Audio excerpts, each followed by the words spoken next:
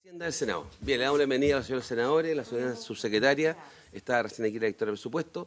Señora secretaria, ¿tenemos cuenta? Sí, presidente, se recibieron dos excusas, una del ministro de Hacienda y otra de la ministra del Trabajo, que señalan que no pueden asistir a la sesión de hoy día porque tienen compromisos previos impostergables. El ministro de Hacienda y la ministra del Trabajo respecto del proyecto de reajuste. Viene la directora de presupuestos a presentarlo. Va a torturarlo. Bueno. ¿Vemos al tiro o lo vemos en su momento? No, pero es que yo, antes de entrar a los bifes, eventualmente, si me permite la expresión más lúdica, yo prefiero que, hecha la cuenta, veamos, tenemos dos proyectos, uno que creo que es comillas de más fácil despacho, tratemos de despejar ese tema, está el Rego, está el ministro de Agricultura, ya, lo despechamos y vamos entonces al tema que a usted le preocupa, que amerita una conversación. Entonces no tengo ninguna disfruta. Sí, dígame, senador. Yo tengo un tercer tema, presidente. A ver. Es que mire, yo eso se lo planteo porque hay un proyecto en tabla hoy día que tiene que ver la ley, ¿o en la sala, que tiene que ver la ley sana. ¿Ya? ¿Dónde está mi duda? Se lo quiero preguntar a través de la Secretaría o a usted. En la sala, cuando se dio cuenta de ese proyecto, se dijo que pasaba a la Comisión de Trabajo y a la Comisión de Hacienda en su caso. ¿Okay? Esa es la resolución de la sala. Yo pensé que venía Hacienda y me dicen, y eso es lo que quiero que usted como presidente de la Comisión de Hacienda me oriente, digamos, que la Comisión de Trabajo habría determinado que no pasaba por Hacienda, pero yo no sé si, pero no sé si eso es suficiente versus una autorización de la sala, sí, que no sea para verlo, ¿se fija? No, pero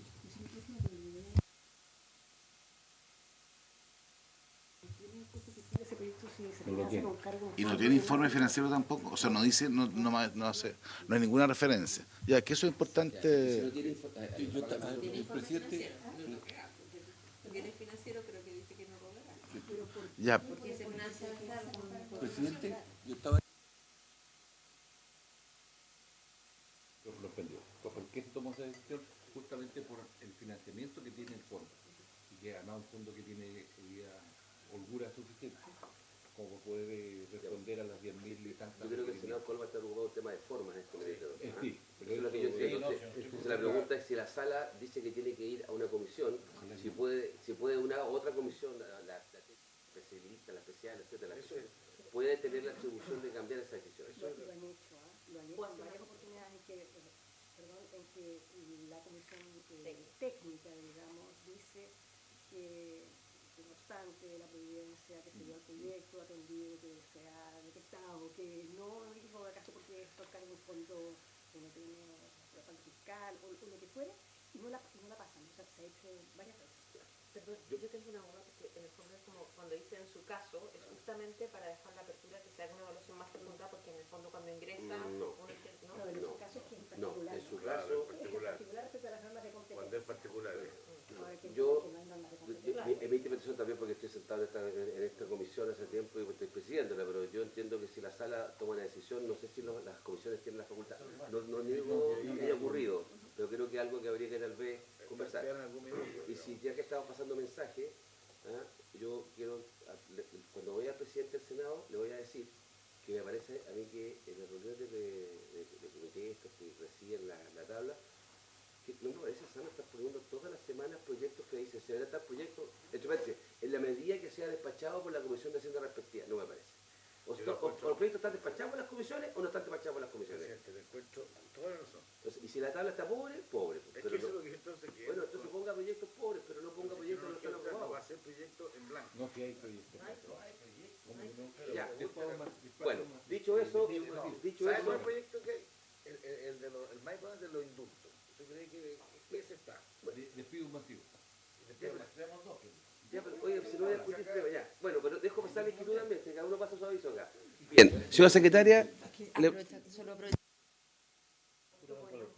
la reunión pendiente, a ver esto, tomar el criterio de información. No, sí está bien. Sí, no, pero veamos para mira, efectos de... ¿qué vamos a hacer con el reajuste? ¿Qué es lo que va a ocurrir? Así que empiecen a llegar por teléfono. Vamos. Agricultura, por favor.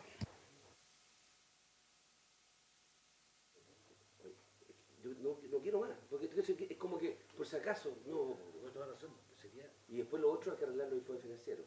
También ya está coordinado que no pueden seguir porque, mira, yo te admito que tal vez antes en el remalo el informe financiero decía, no tiene gasto fiscal, también era mentira, pero por lo menos lo guiamos por algo. Pero él dice, no tiene mayor. O sea, Por eso tenemos que tomar una decisión. adelante. Presidente.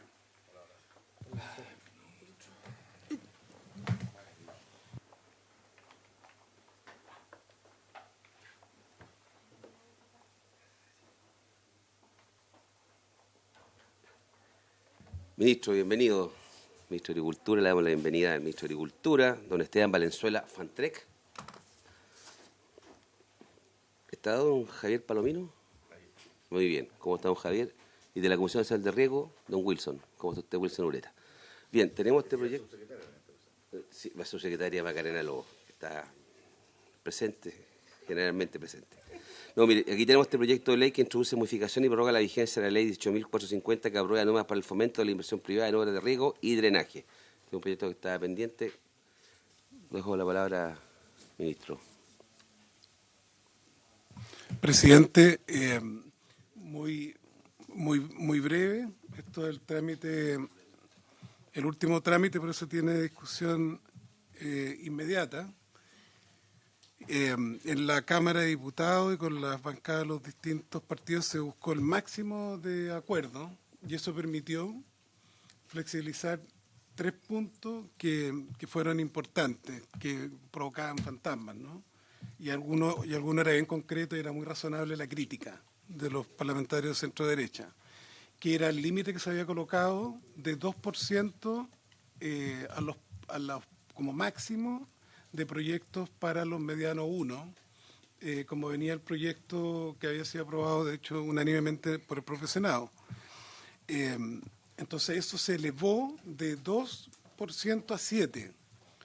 No es que vayan a tener el 7%, es decir, que pueden postular proyectos y pueden ser asignados proyectos hasta un 7% del total de fondos de la Comisión Nacional de Riego a los medianos 1. Entonces, de 2 a 7. Segundo, en la parte de adaptación a cambio climático y medidas nuevas, se crean concursos específicos que tienen soluciones basadas en la naturaleza, franjas de infiltración, etcétera. Entonces hubo preocupación de que no hubiese alguna administración que pudiese privilegiar exclusivamente dichos concursos, y se acotaron dichos concursos, porque además hay una evaluación de la ley al 4º año. Está ese elemento además muy importante en el rediseño posible, si hay cualquier abuso o mal gasto, y se limitó dichos concursos a 3% del total. Finalmente, las juntas de vigilancia, en esta lógica de focalizar recursos, habían quedado fuera de la posibilidad de optar a subsidios estatales hasta un 90%, y se acordó que ellas puedan homologarse al resto de los concursos, asociaciones regantes, etcétera, y pueden, por tanto, aspirar hasta 90% de subsidio cuando tienen al menos un 50% de sus socios sean pequeños, ¿no? Ahora, recordemos que pequeño en la ley de riego no es pequeño, es propietarios muchos que han escalado de INDAP, que tienen una producción significativa. Lo único que no hubo acuerdo, y se mantuvo el criterio unánime del Senado, fue en esta idea de volver a dejar hasta 100.000 UF los proyectos, y Wilson Ureta y el equipo de la Comisión Nacional de Riego explicó muy claramente que además el 56% en los últimos años, muchos de ellos en su región, presidente, en la región de Valparaíso y Maule son las dos regiones que tienen más proyectos. El 56% de los proyectos de la Comisión van a los sistemas de conducción, que apoyan a grandes, medianos, pequeños, agricultura familiar campesina, a todo, ¿no? Eso es una cosa fundamental de riego. Por último, allí, como lo estuvimos aclarando con DIPRE, no eroga ningún gasto de lo ya aprobado por esta comisión y por el Senado, porque se puede haber interpretado que al elevar ese monto a 7% que pueden aspirar a ganar los medianos grandes, hubiese erogado más gasto, pero no eroga, exactamente, no eroga ningún gasto ni funciona. Sí, sí, el mismo monto, no es un 7% adicional para ellos, no es parte del mismo monto del presupuesto. Exactamente. Eso es. Exactamente. Exactamente. Es como usted lo dice. Eso es, presidente. A ver, quiero saber si, les recuerdo que esto estamos viendo los resultados, por así decirlo, de los entendimientos que hubo en la comisión mixta. Entonces, estos son los acuerdos que se llegaron. ¿Correcto? Sí. Ya. Y la votación fue 8-2 a favor de este acuerdo. Ya. Senador Coloma. Gracias, presidente. Bueno, efectivamente, tal como dice usted, aquí estamos viendo el tema de la mixta, que es la parte final respecto a aquellos temas que habían quedado en desacuerdo entre ambas instancias. Yo entiendo que además esta es una ley importante, grande, relevante para el sector agrícola. Por lo mismo yo quiero por lo menos plantear, entender bien la razón de fondo por la cual el gobierno, porque fue quien insta esa decisión, que es legítima, no estoy haciendo ninguna, no aceptó subir el límite de los 50.000, como usted ha explicado, 100.000. Lo hago en referencia además a una realidad que yo la vi mucho a propósito de estas últimas inundaciones, que además uno muestra con mucho más dramatismo, digamos, que el objetivo, a mi juicio, de esta norma de inversión privada en obra de riego, está como usted lo ha planteado, es la eficiencia, pero también el cuidado de las obras que existen, digamos. Y yo por lo menos en el Maule vi, y usted también los vio, así que vimos destrozos muy potentes respecto de esas capacidades. Entonces, yo entiendo que estas normas al final, están hechas en función del país. Yo hablo de la norma del país grande, digamos, porque te fijas, y ahí es donde siempre cuesta, lo cual es un adelanto que se haya cambiado del 2 al 7% el monto, que eso obviamente es una señal, digamos, pero me sigue costando entender, digamos, que no se incluye a todos los medianos, porque hasta 100.000 son considerados los medianos, digamos. Entonces es un tema más bien conceptual el que le planteo, digamos. Yo entiendo que está resuelto, hubo una votación, una discusión larga, esto fue muy discutido también aquí en la sala, digamos, y también en la Cámara. Entonces ahí es donde si hubiera habido ese cambio, esto no, insisto, no significa mayor recurso, digamos, estamos hablando cómo se distribuye al interior de lo asignado.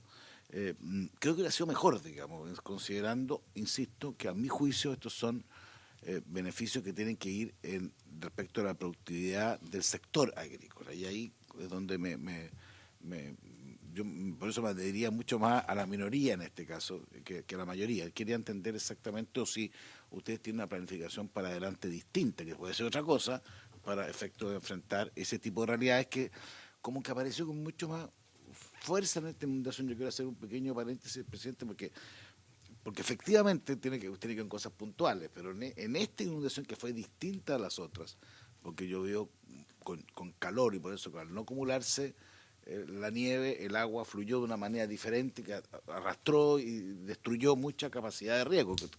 Entonces esa es mi consulta más de fondo respecto de por qué en ese punto específico una propuesta de gobierno, digamos, distinta a lo que me habría gustado a mí, pero pueden tener sus razones o su proyección hacia adelante. Bien, aprovechando su minuto millonario, muy bien, ministro. Presidente, quiero responderle al senador Coloma, al presidente del Senado, breve, si usted lo permite, darle también la palabra a don Wilson Ureta. Pero muy breve, lo mío, senador, 4%, menos presidente, 4 cosas que son claves.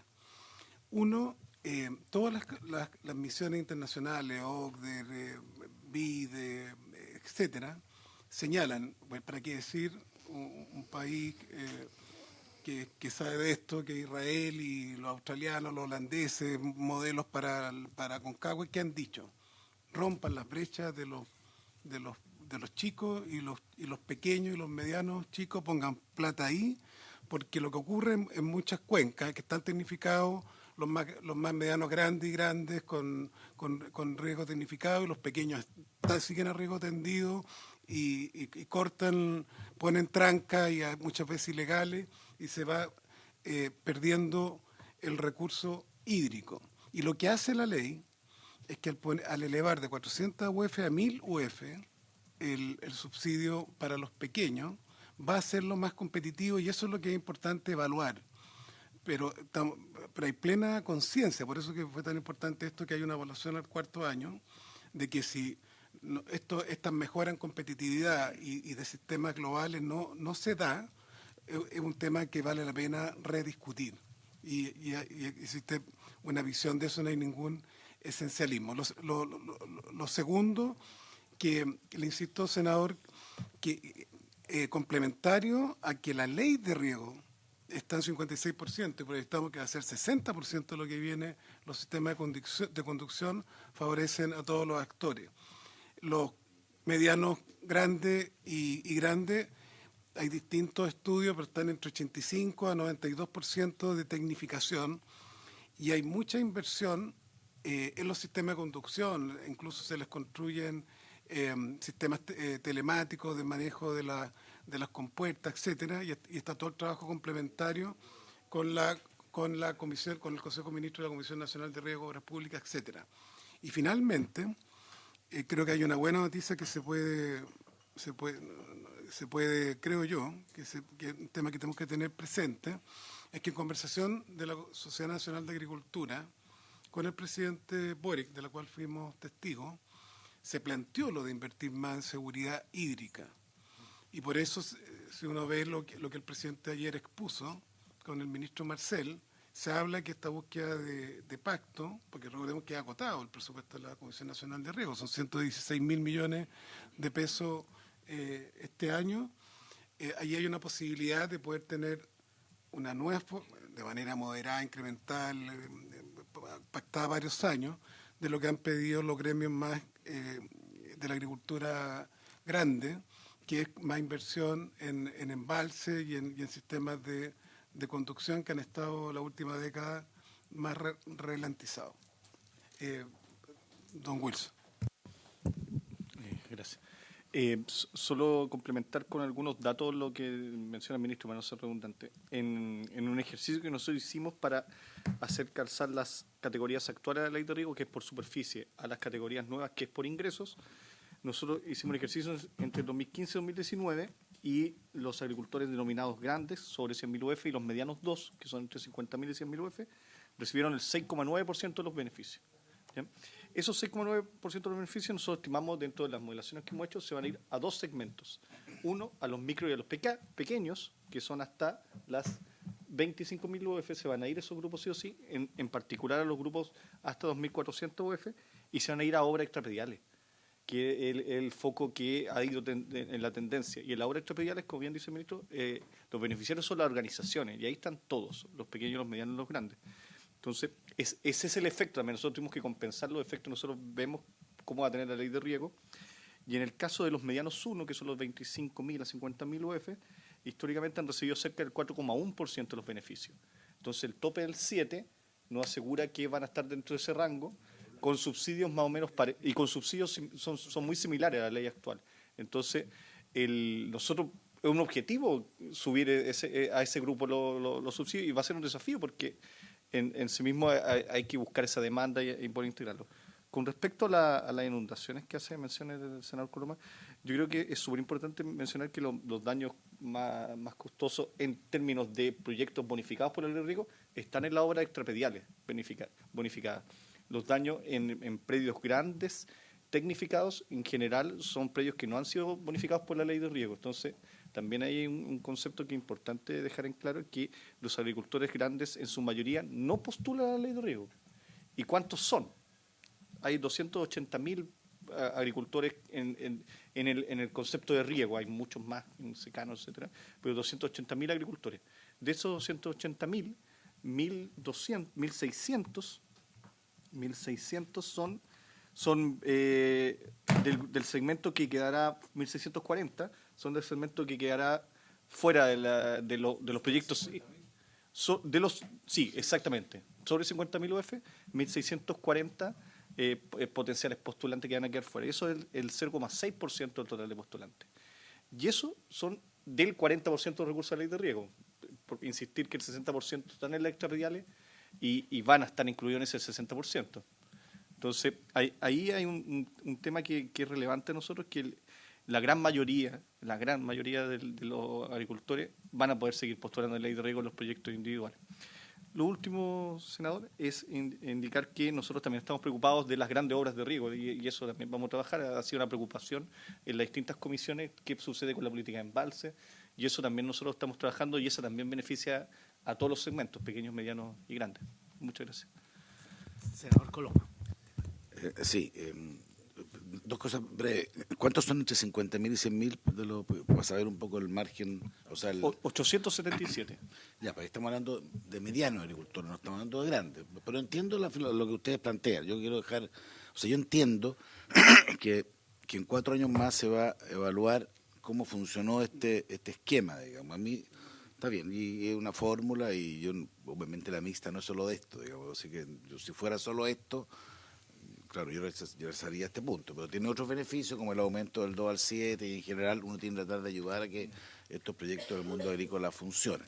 Así que, pero quiero por lo menos plantear que desde mi perspectiva, digamos, como esto tiene mucho que ver con la potencial de Chile, esos son temas que ojalá estén muy en la retina, digamos, porque creo que ese tipo de acciones, lo hablo mucho en mi región, porque sé que hay mucho... ayudaría mucho a la regla general. Y lo otro, ojalá, y por lo menos, presidente, y aquí me saco el tema, pero vuelvo inmediatamente, ojalá que el tema de los embalses de verdad tenga un impulso especial. Yo lo quiero decir, yo cuando fui presidente de la Comisión de Agricultura hace 10 años atrás, 12 años atrás, hicimos un informe, no lo hizo yo, lo hizo la CMR, digamos, la CNR, bien impresionante, donde los últimos, esto fue hace proyectemos para atrás, 10 años atrás, que los últimos 40 años en Chile, la capacidad de embalse en Chile había subido el 1% al año, que es la cifra más baja comparado con cualquier indicador.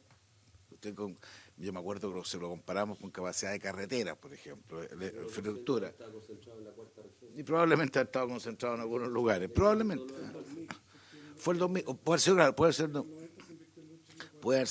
2000, pero y estaba muy concentrado efectivamente, pero ahí tenemos un medio tema, o sea, sin infraestructura el país cambia en 40 años un 5.000%, esa es la cifra que yo me acuerdo, un 5.000.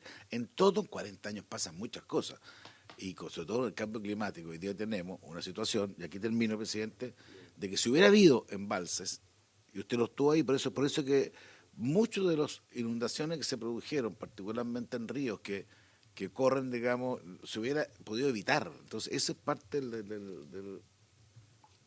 ¿Por qué me mira así, presidente? Ah, ya.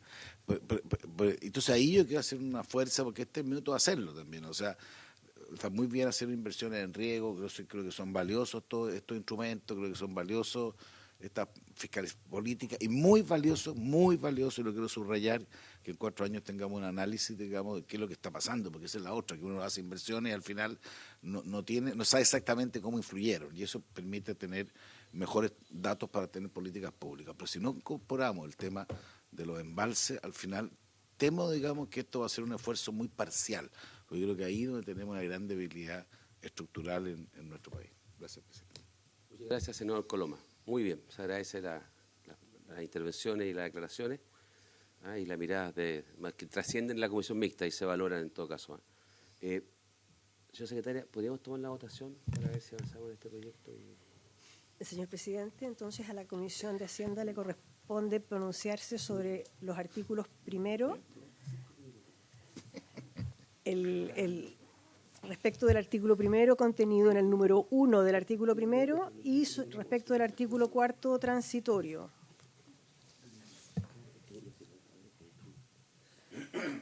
Senador Saavedra. Senador Coloma. A favor, más allá de que me hubiera gustado que esto hubiera sido distinto, creo que ahí se hace un esfuerzo que espero sea importante y me importa mucho que se fiscalice para que en 4 años más sepan quienes están aquí en el Congreso cómo funcionan las políticas públicas y si hay cosas que innovar que me imagino son importantes. Gracias. Senador García. A favor. Presidente. A favor. Queda entonces aprobado por la unanimidad de los miembros presentes los artículos de competencia de la Comisión de Hacienda contenidos en la proposición de la Comisión. Le encargamos especialmente le encargamos especialmente al señor Saavedra, que va a ser uno que va a estar, que nos represente en 4 años más.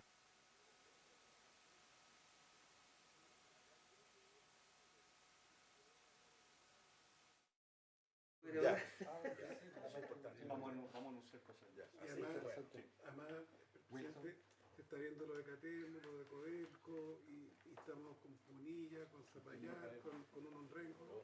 Estamos, créame, esperando. Yo voy a hacer la semi. En la jaula, en pelo.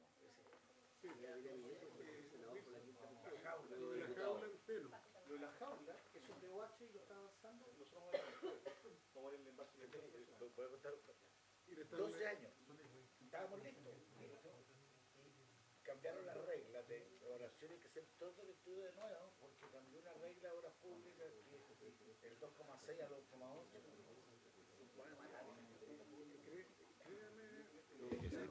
El que quedó bueno, el embalse que quedó bueno acá en la quinta región, ministro, el que quedó bueno acá en la quinta región es el embalse Puntilla del Yeso. Está buenísimo funcionando, y el de Catemo está pero a toda la Es ironía esas cosas. sí. Yo ya no hablo de los embalses, no por nuestro gobierno, estoy hablando por el pasado, ya no hablo de los embalses porque me da, no tengo ganas de hablar de los embalses. No hablo de los embalses. Pero pasa que en esta pasada, todos tenemos que ser grandes.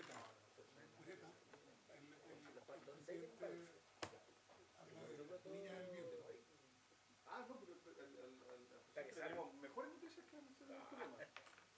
Mira, estamos viendo con Codelco un estudio en la Concagua. No, está bien, pero... No, pero está bien, pero hablando de los privados, yo no hablo ya en público de los embalses porque no hay, no hay nada. Puntilla del Yeso, Catemo, ¿cuál es el otro?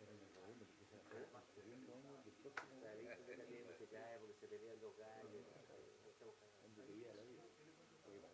Pero hay cosas... Oigan, sé que hemos tenido los embalses, algo podría ayudar. Mira, yo sé, ya, tiene que llover para que haya los embalses, sí, no llueve, pero... Bueno, ya, Fantrec, aquí está. Oye, yo una vez fui a Rancagua.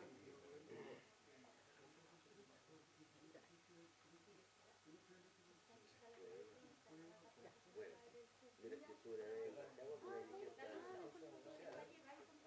Le dije, no, porque con café ahí hablando. La política no se representa. No, yo me voy a juntar con el alcalde, jamás. El diputado, no sé qué. Son los Kennedy del Cachapual. ¿Son los qué? Los Kennedy del Cachapual. Yo quedé maestro porque el conocimiento era muy... Los Kennedy del Cachapual.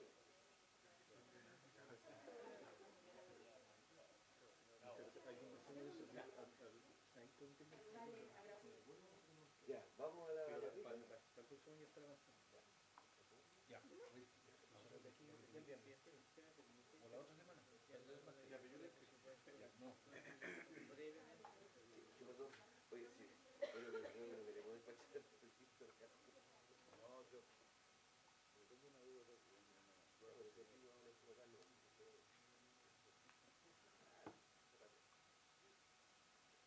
Ya. Le damos bienvenida a la directora de presupuesto, a todo su equipo, a la subsecretaria de la Secretaría General de la Presidencia, Macarena Lobo. Ahora nos corresponde ver el proyecto de ley que sustituye el reajuste en la remuneración del sector público. ¿Ya?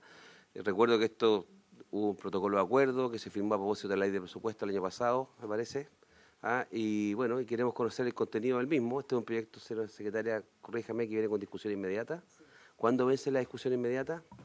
El lunes, presidente. Ya, ese es el marco que tenemos.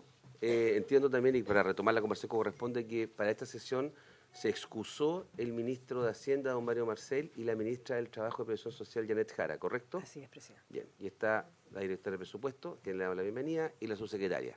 Bien, senador Coloma, usted ha pedido la palabra.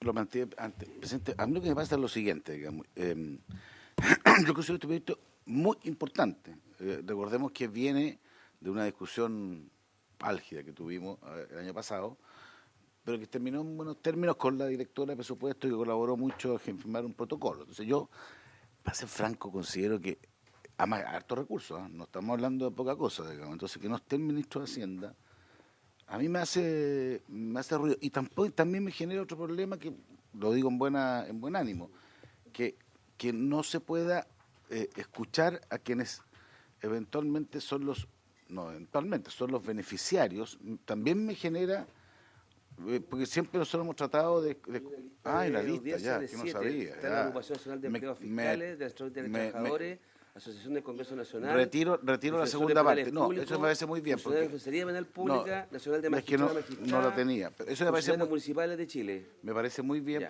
porque yo creo que esto es un avance significativo en el cumplimiento del protocolo. Y a mí me gusta, como me tocó en ese momento, ser como el que suscribió ese proyecto, por eso me interesaba mucho. Sí, me tocó, pero no, el otro firmamos todo. El que firmamos fue el protocolo de presupuesto. Este otro, este fue, yo creo que no, no me acuerdo. Bueno, ahora, Cualquiera hayamos firmado no se cumple ninguno. mejor no saber. No, sí, espero que se hayan cumplido. Yo le agradezco en todo caso a la directora de presupuesto que ha tenido una muy buena disposición respecto de este proyecto en particular. O sea, lo digo bien con harta franqueza, lo conversamos en su momento y le pedí una audiencia que me ayudó mucho a esclarecer. Pero si están invitados, ayuda. Lo que sí no sé si es un proyecto de esta naturaleza, ¿por qué el ministro de Hacienda y el ministro de Trabajo no están? Digamos, eso me genera una... No sé, usted puede tener una respuesta, presidente. No, yo no tengo una respuesta, quiero ser bien franco, y me hago la misma pregunta, pero puede que haya una buena respuesta, pero me hago la misma pregunta que usted. Quiero reiterar en todo caso algo que usted se señaló respecto a la dirección de presupuesto. Yo por lo menos he sido objeto de reuniones formales de algunas de estas instituciones que hoy día van a exponer, que expresaron sus inquietudes, y yo entiendo que entre que ellos expresaron sus inquietudes o sus dudas que tenían el proyecto, entiendo que la dirección de presupuesto recogió parte de esas inquietudes, no sé si todas. Entonces creo que lo que a uno le plantearon como una inquietud o preocupación, entiendo que algunas de ellas, o si no todas, han sido solucionadas o bastante dada respuesta. Lo quiero decir porque no había inmovilismo de parte del Ejecutivo, quiero decir, al contrario. Eso es lo que quería señalar. Entonces, dicho eso, no sé si la subsecretaria o el director de presupuesto le damos la palabra con las inquietudes que ha presentado, entre otras cosas, el senador Coloma. Y después yo también me pregunto que requiere una respuesta, puede que la respuesta sea buenísima. Gracias, presidente. Efectivamente, el ministro de Hacienda se excusó porque dentro de la planificación semanal de cómo nos dividimos los distintos temas, y dado que la dirección de presupuesto había sido la que había llevado más bien el trabajo asociado a este proyecto, y que finalmente el proyecto tiene si bien es un proyecto importante, es acotado en su dimensión y complejidad, porque lo que hace principalmente, únicamente es aplicar el protocolo firmado en diciembre. Entonces, dado esa naturaleza acotada y en la distribución de tareas que tenemos dentro del ministerio, se decidió que yo pudiera estar en esta instancia.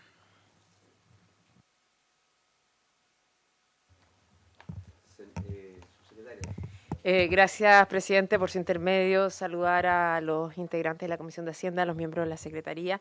No, solo hacer presente, además de la argumentación planteada por la directora de presupuesto, que el ministro de Hacienda y la ministra del Trabajo y Previsión Social concurren regularmente a esta comisión. Es bien excepcional que ellos no asistan por temas de agenda, y tal como decía la directora, dado que la negociación con los gremios está radicada en términos técnicos para el cumplimiento de este protocolo en la dirección de presupuesto, concurre esa repartición a defender este proyecto, y la SECPRES también como parte del Ejecutivo, pero dejar establecido, digamos, que siempre los ministros que esta vez no pudieron asistir están permanentemente concurriendo a esta comisión. Muy bien, muchas gracias. Senador Coloma. Me entiendo, así no, y creo que es importante que hay que aprobar este proyecto. Creo que es bueno, creo que yo he conversado con varios de los dirigentes, creo que esto va en la línea. Lo que pasa es que me preocupa que se diga que hay una planificación, respecto a lo cual la Comisión de Hacienda del Senado parece que estuvieran en una, no sé, una segunda línea. Yo trato de que la Comisión de Hacienda del Senado, que siempre hemos sido muy respetuoso y cuidadoso con el Ejecutivo en distintas instancias. No sé, para las planificaciones, si se va a ver un proyecto de esta naturaleza, yo creo que hubiera sido adecuado que se hubiera priorizado. Entonces, me preocupa que haya otras cosas que sean priorizadas. Que realmente la Comisión de Hacienda del Senado, no es porque seamos más o menos relevantes, siempre tratamos de colaborar con el gobierno en todas las instancias cuando hay proyectos de esta naturaleza. Entonces me cuesta entender que un proyecto de reajuste de esta envergadura, la priorización que se haya hecho interna, haya entendido, digamos, que la Comisión de Hacienda del Senado no era lo relevante para poder, lo suficientemente relevante para poder priorizarlo. Yo no voy a hacer objeción respecto del tema de fondo, porque sí creo que el reajuste es importante, pero sí, presidente, por su intermedio, digamos, creo que no es la mejor forma de relacionarlo con el Ejecutivo. Sí, es bien excepcional que no contemos con la presencia del ministro en todo caso, así que yo por esa razón es que no hago un tema, y además es un tema bien técnico, que es cómo se implementaba ese protocolo de acuerdo, que lo tengo acá entre paréntesis, y cómo se ajustaba a esas cifras que había. Entonces, pero entiendo su punto, pero no me cabe duda que vamos a escuchar al ministro en su oportunidad también, y el caso que aquí hubiera algo que tomar alguna definición de otra envergadura, que espero que no sea así, que aprobemos lo que viene, pero si hubiera espacio para eso, no me cabe duda que se va a involucrar el ministro como corresponde y las autoridades, ¿no? Subsecretaria Lobos. Sí, presidente, por su intermedio, solo dejar aclarado, por su intermedio, senador Coloma, que en caso alguno, digamos, hay una falta de deferencia de parte del Ejecutivo y menos del Ministerio de Hacienda con esta comisión que consideramos de suma relevancia y por eso concurrimos permanentemente a la tramitación de todos los proyectos y tal como lo expresé antes y lo ratificaba el presidente, es muy excepcional que los ministros convocados no hayan participado.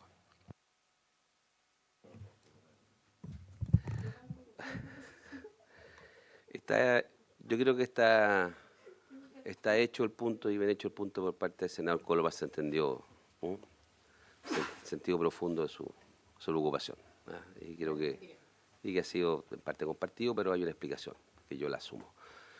Bueno, quisiéramos conocer entonces cuál es la propuesta para ver cómo se va a cumplir con el protocolo del reajuste del sector público.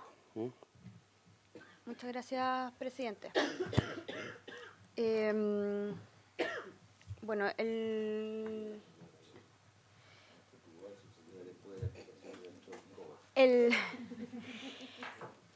la presentación primero detallo los antecedentes que dan origen a este proyecto de ley, luego los contenidos del proyecto de ley y finalmente el reporte del informe financiero. Entonces, como antecedentes y para traer a memoria, el protocolo que se firmó con motivo de la Ley de Reajuste 21.526 tenía dos puntos principales que se implementarán en este proyecto de ley.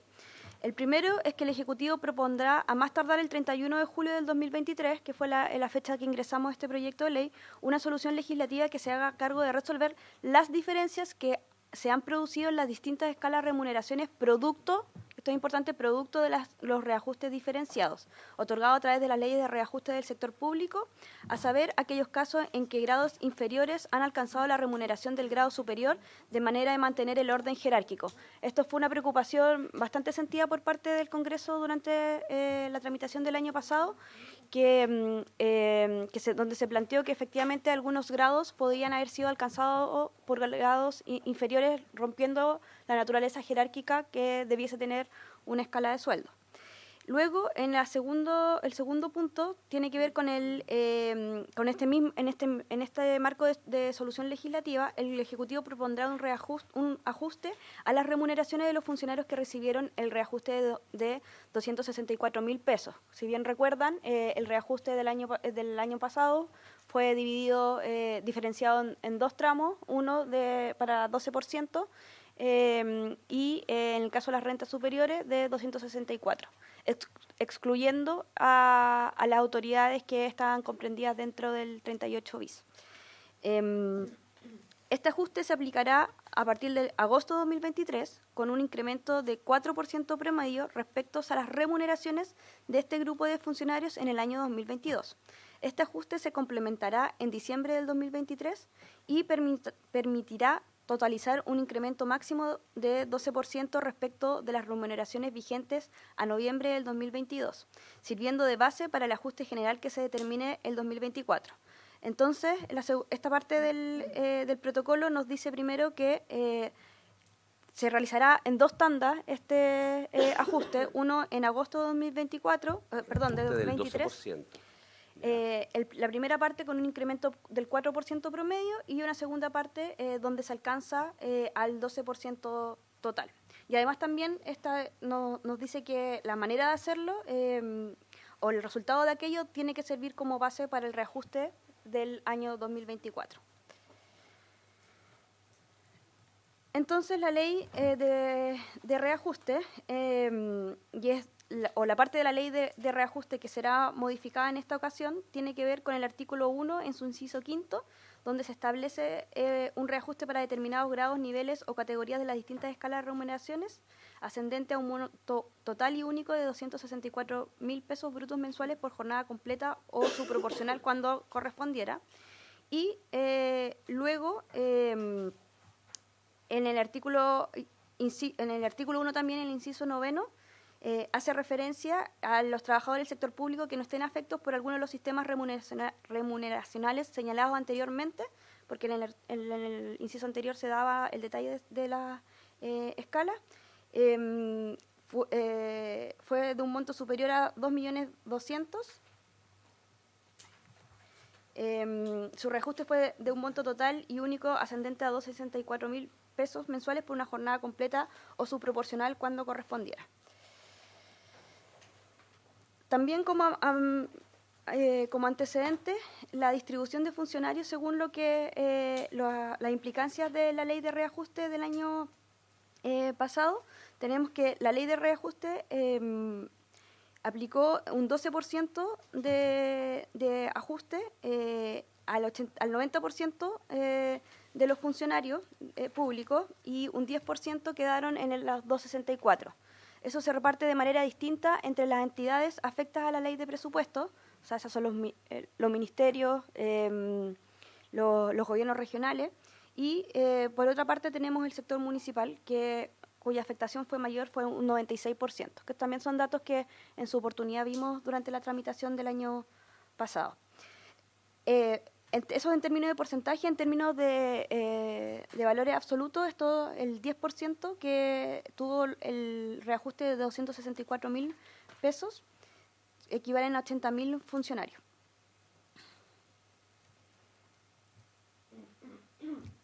Además también, como recordatorio de los reajustes diferenciados del año, los ajustes diferenciados que han habido en los últimos años, desde el 2019, han habido reajustes diferenciados. Entonces, para la primera parte del protocolo, de donde uno hace el ejercicio de ver qué grados están traslapados, no es solamente con respecto al último reajuste, sino que con la acumulación que ha existido desde el año 2019. Acá solamente a modo de recordatorios están las distintas leyes con los reajustes generales que han existido y luego el monto de reajuste para grados determinados, que en el caso del 2022 fue de 264.000 pesos, o sea, un monto nominal, y en cambio en los otros años había sido un porcentaje. Además también han habido exclusiones en general, no únicamente, pero en general son autoridades de gobierno entre el 2015 y el 2022, a excepción del año 2017, hubo autoridades cuyos grados no recibieron ningún tipo de reajuste, ahí están nombrados, y desde junio del 2020, parte de esas autoridades también o se constituyó un mecanismo propio para la fijación de sus remuneraciones establecido en el artículo 38 bis de la Constitución Política, cuya implementación legislamos recientemente.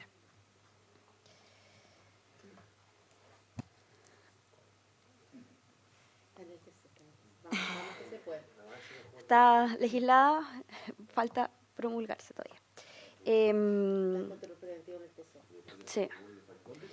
Control preventivo en el Tribunal Constitucional, dado que es normal. Bueno, después tenemos una segunda tabla que también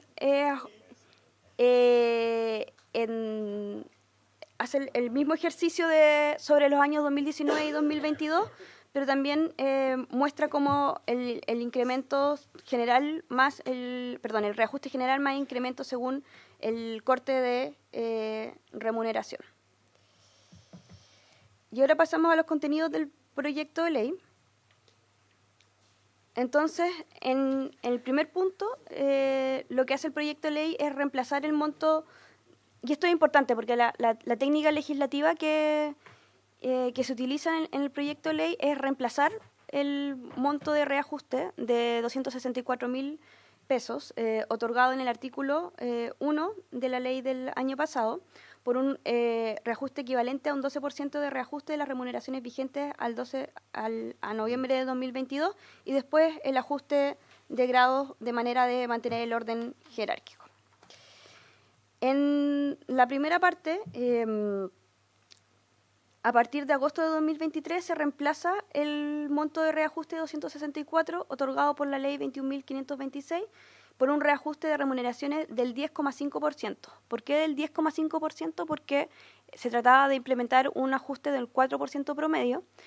En promedio, el 264 significó un 6,5% de reajuste. O sea, en promedio fue un... Exactamente.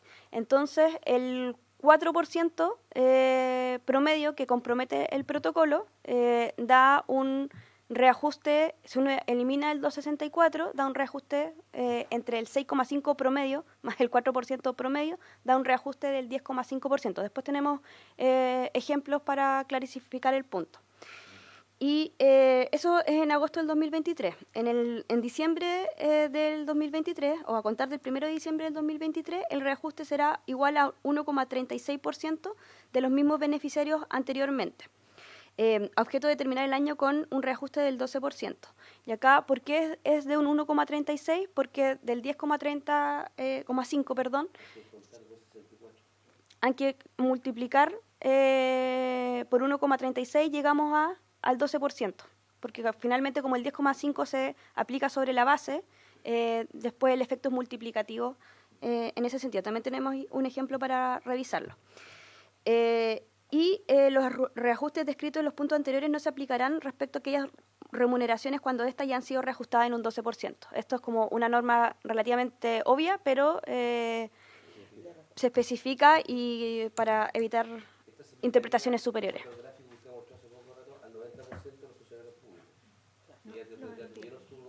El punto 3, claro. Sí. También una norma, dado que la Contraloría luego instruye las instrucciones para poder hacer este reajuste, es importante decir que también la manera en que encontramos era la manera de minimizar los errores administrativos luego de implementación. Y eso también es importante, y la fórmula finalmente acogida es que efectivamente sea un reajuste general para todos, versus lo que uno podría haber hecho como el 4% según grupos, justamente para minimizar también errores administrativos posteriores.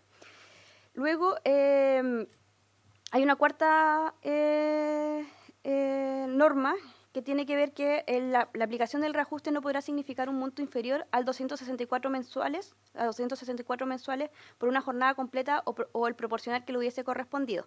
¿Qué significa esto? Que dado que vamos a reemplazar el 264, si el 10,5 fuese inferior al 264, tiene que ser, entonces, lo que creamos es una bonificación adicional que va a ir disminuyendo en el tiempo a medida que el funcionario alcance el 12%. Entonces, igual tenemos un ejemplo de esto. Ahí tenemos un ejemplo. Este es el caso general. Entonces tenemos una remuneración que durante el año, en diciembre del 2022, tuvo un reajuste de 2,64, que en promedio, como les comentaba, equivale al 6,5% del sueldo. Luego, el proyecto de ley lo que hace es eliminar ese 2,64 en agosto del 2023 a todos los que recibieron el 2,64, o sea, esos 80.000 funcionarios, y hace un reajuste 10,5%. Del sueldo que tenía en diciembre. En noviembre del 2022. Noviembre. Luego, esto lo hace en agosto del 2023 y en diciembre del 2023 hay un nuevo reajuste del 1,36 de la remuneración de noviembre de 2023. O sea, se hace sobre el 10,5%. Ya, ahora como con un ejemplo...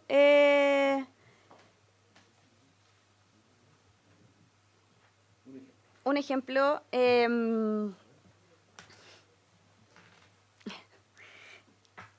por ejemplo, si en noviembre de 2022 un funcionario tenía un sueldo de 3 millones de pesos, dada la ley de reajuste, tuvo que hacer un ajuste de 264.000 pesos. Se lo aumentó en 264 En diciembre de 2022. 264. Entonces llegó al 3.264.000. Sí. Luego lo que va a hacer este proyecto de ley, la propuesta es eliminar el 264 Dejarlo como estaba en noviembre del y 2022. se le hace un ajuste del 10,5%. Y eso equivale a 315.000 pesos. Luego, en diciembre, sobre esos 315.000 pesos, se hace un ajuste del 1,3, que es equivalente a 45.000 pesos. Entonces, así llegamos a un monto de 3.360.000 pesos, que equivalen en el fondo a los 3 millones más el 12% de esos 3 millones. Sí, senador García. Presidente, perdón, pero el reajuste, o sea, si una persona tenía 3 millones, tiene que llegar a diciembre a 3.360.000.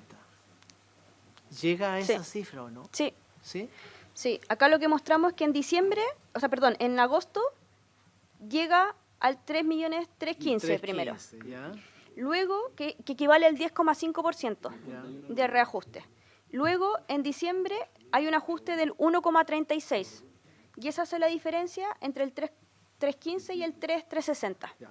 Es que ese 1,36 es sobre los 3 millones. Sobre los 3.315. Porque tenemos un ajuste del 10,5 que da origen al 3,315, entonces después el ajuste del 1,36 no se hace sobre el 3 millones, sino que se hace sobre lo que se hizo. Mire, puedo recapitular algo que uno se olvida. Se decidió un reajuste del sector público. Y en vez de hacer lo que se hace siempre, que dar un porcentaje, aquí se dijo, hay dos tipos de funcionarios públicos que tienen reajuste. Los que van a recibir un porcentaje, que el 90% recibido de un paraguaso, el 12%, ¿ya? Y hubo un porcentaje muy menor de funcionarios públicos que no le dieron un porcentaje, le dieron una cifra nominal que era especie de bono, por así decirle. Era como los 264. Entonces ahora para calcular cómo darle a esos funcionarios su 12%, porque le van a dar el 12%, ¿no? Sí. A esos funcionarios igual le van a dar el 12%. No es que porque era más alta remuneración no recibe el 12%. ¿Ah? No sé si se hizo así por alguna razón. Después sabré la razón Esa por la fue la cual negociación. Bueno, sí, pero lo concreto es que se dice, le paso 264.000 a aquellas remuneraciones sobre 2.200.000, parece que fue, le paso 264.000 pesos y para calcular ahora el reajuste para darle el 12% que corresponde, se lo voy a hacer de la siguiente... ¿Qué pasa, Maca? Porque esa cara, yo pensé que estaba explicando mal. Es que quiero entender, porque esto también lo está viendo muchas personas, entonces, es que los 264, que era un bono que se le dio, un suple, no sé, es que no bueno, ya, ¿cómo quiere llamarlo? O sea, formalmente fue un reajuste de 264. Mire, uno no da reajuste y después quitar los reajustes. Entonces, por eso no lo quiero llamar reajuste. O sea, no le puedo dar un reajuste por ley y después quitar un reajuste. Legalmente. No, me lo están restando.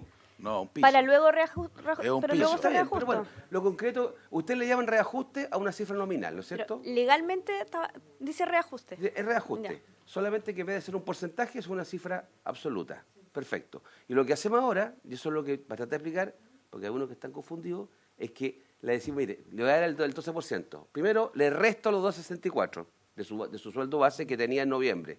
Eso es. Le resto 264. Lo saco para afuera. Y ahí le aplico un 10,5 reajuste, ¿correcto? Al sueldo de noviembre. olvide, ya saqué los 264 y va a llegar diciembre y tengo... ¿Ah? Al de julio le voy a sumar... Si no, el 10,5 se lo suma al sueldo de julio. Hola, buenas tardes. Hola. Perdone por la interrupción. No, es que solo para que aclarar. Esto, como el primer paso va a ser en agosto, se van a mirar las remuneraciones, que se elimina el 264 y ahí se hace el reajuste a los salarios, al sueldo base y a todas las asignaciones que en general se reajustan con el reajuste general. Tiene la misma mecánica. Por lo tanto, eso, solo para Perfecto. Y llegado diciembre, tengo que agregarle lo que me falta para llegar al 12%. Lo que sí generaba el ruido era el 1,36, pero bueno, va a ser que era un promedio.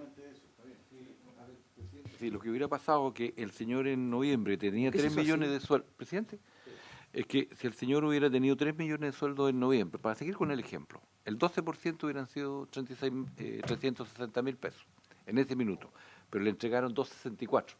Entonces ahora se le va a entregar a ese señor que ganaba 3, los 360 que debieron haberse dado en ese tiempo. El 12%. Eso va a ser. Me acordé de cuando era dirigente. ¿Director le quiere agregar algo? ¿O senador Coloma? Sí. No, que yo quiero también recuerdo un poquito de este protocolo, porque yo comparto que yo lo que entendí del protocolo es lo que se está aplicando. Digamos que ¿dónde produjo la discusión? Que esto es importante, que generalmente, no siempre, los reajustes han sido parejos, que tenía que ver con la mantención también de las escalas y tener la lógica interna. En este caso se había optado originalmente por un reajuste para algunos y generar un bono para otros. Esa fue la expresión. Dentro de la discusión parlamentaria que se dio, recordemos que nosotros en esa ocasión, no sé si se acuerda, recibimos creo que como 31 diligencias, digamos, y había, a mi juicio, muy justo reclamo en cuanto a que en esta materia tenía que haber especialmente un reajuste parejo, porque tiene que ver con el cambio del IPC, digamos, básicamente en su médula, y que eso no es que para algunos se aplicara y otros no rigiera la inflación, sino que la inflación es pareja. Y en eso llegamos, fue una larga discusión. Aquí hubo varias sesiones que tuvieron por ese objeto y al final se llegó a este protocolo, es decir, que al final, de atrás para adelante, íbamos a terminar con un 12% de reajuste, que la clave es que iba a ser la base del próximo reajuste, porque ahí porque si no se iba a producir una brecha que se iba a postergar indefinidamente. Entonces, ese fue el acuerdo. Y de ahí para atrás, es decir, en agosto, que es lo que se está cumpliendo ahora, se iba a hacer el primer paso, que es este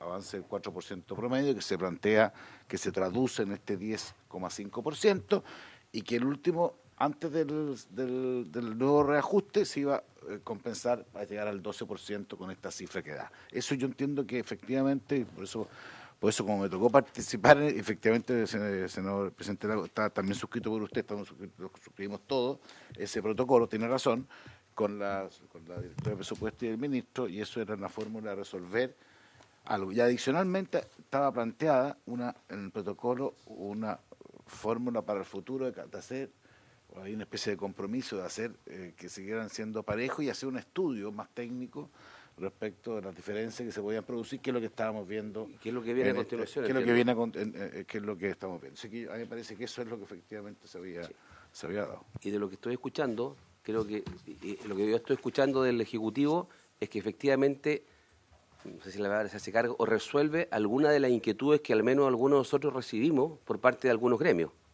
Porque no era de esta forma lo que ellos entendieron o lo que se decidió en una oportunidad de tipo reajuste. Yo creo que esto, me entiendo que cubre de mejor forma.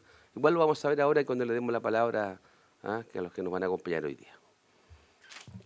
Sí, presidente, porque otra manera de implementar, por ejemplo, esto, con respecto al 4%,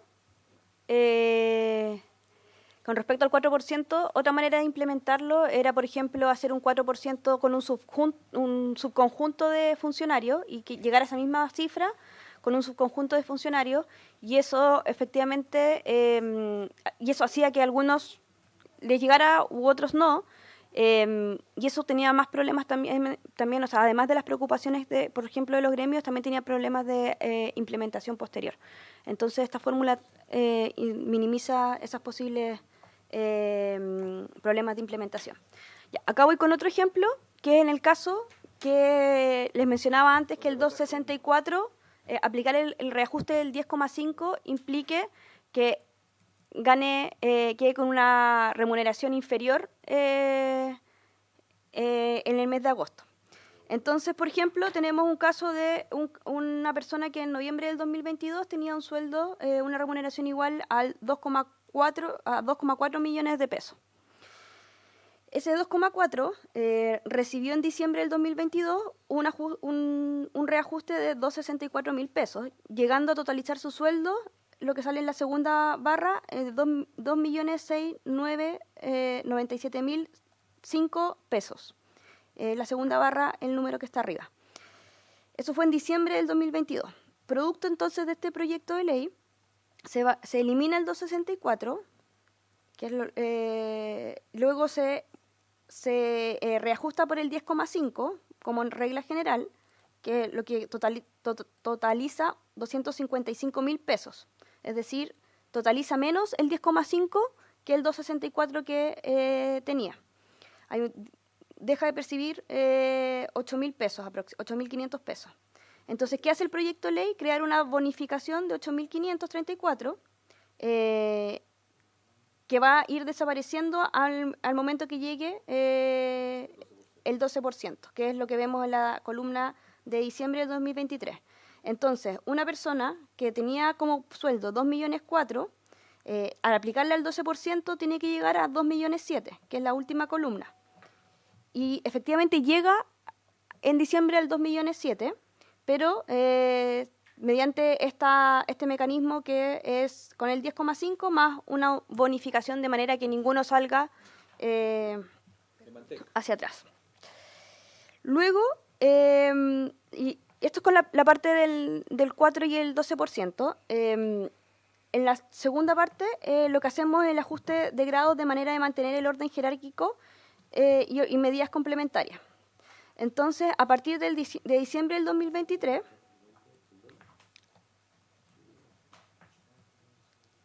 solo...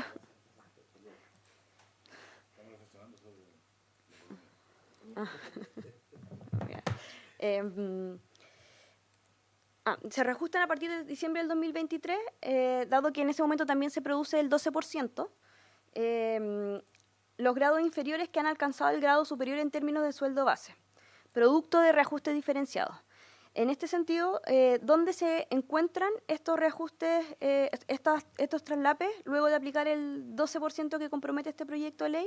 Primero se reajustan los grados 1 y 2 de la escala de remuneraciones del Poder Judicial para así superar los grados 3, 4 y 5. O sea, después lo que estábamos observando ahí, producto de la acumulación de los reajustes, es que efectivamente los grados 1 y 2 del Poder Judicial estaban bajo el 3, 4 y 5.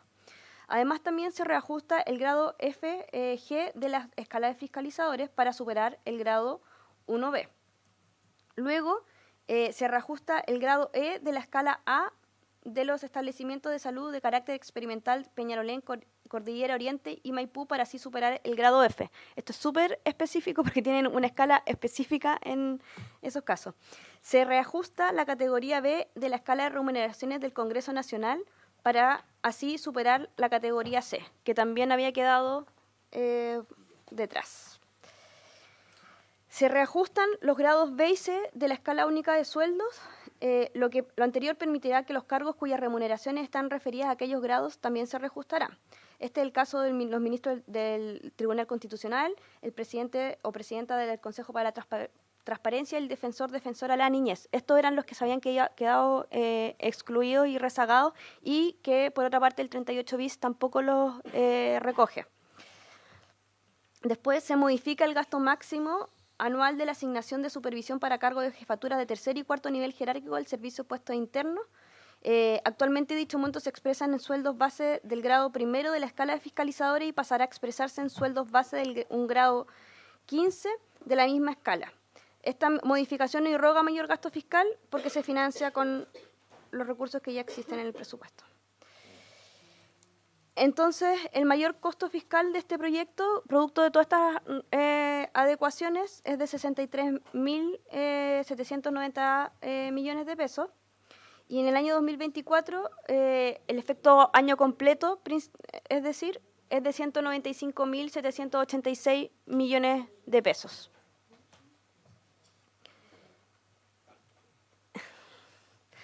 Eso, presidente.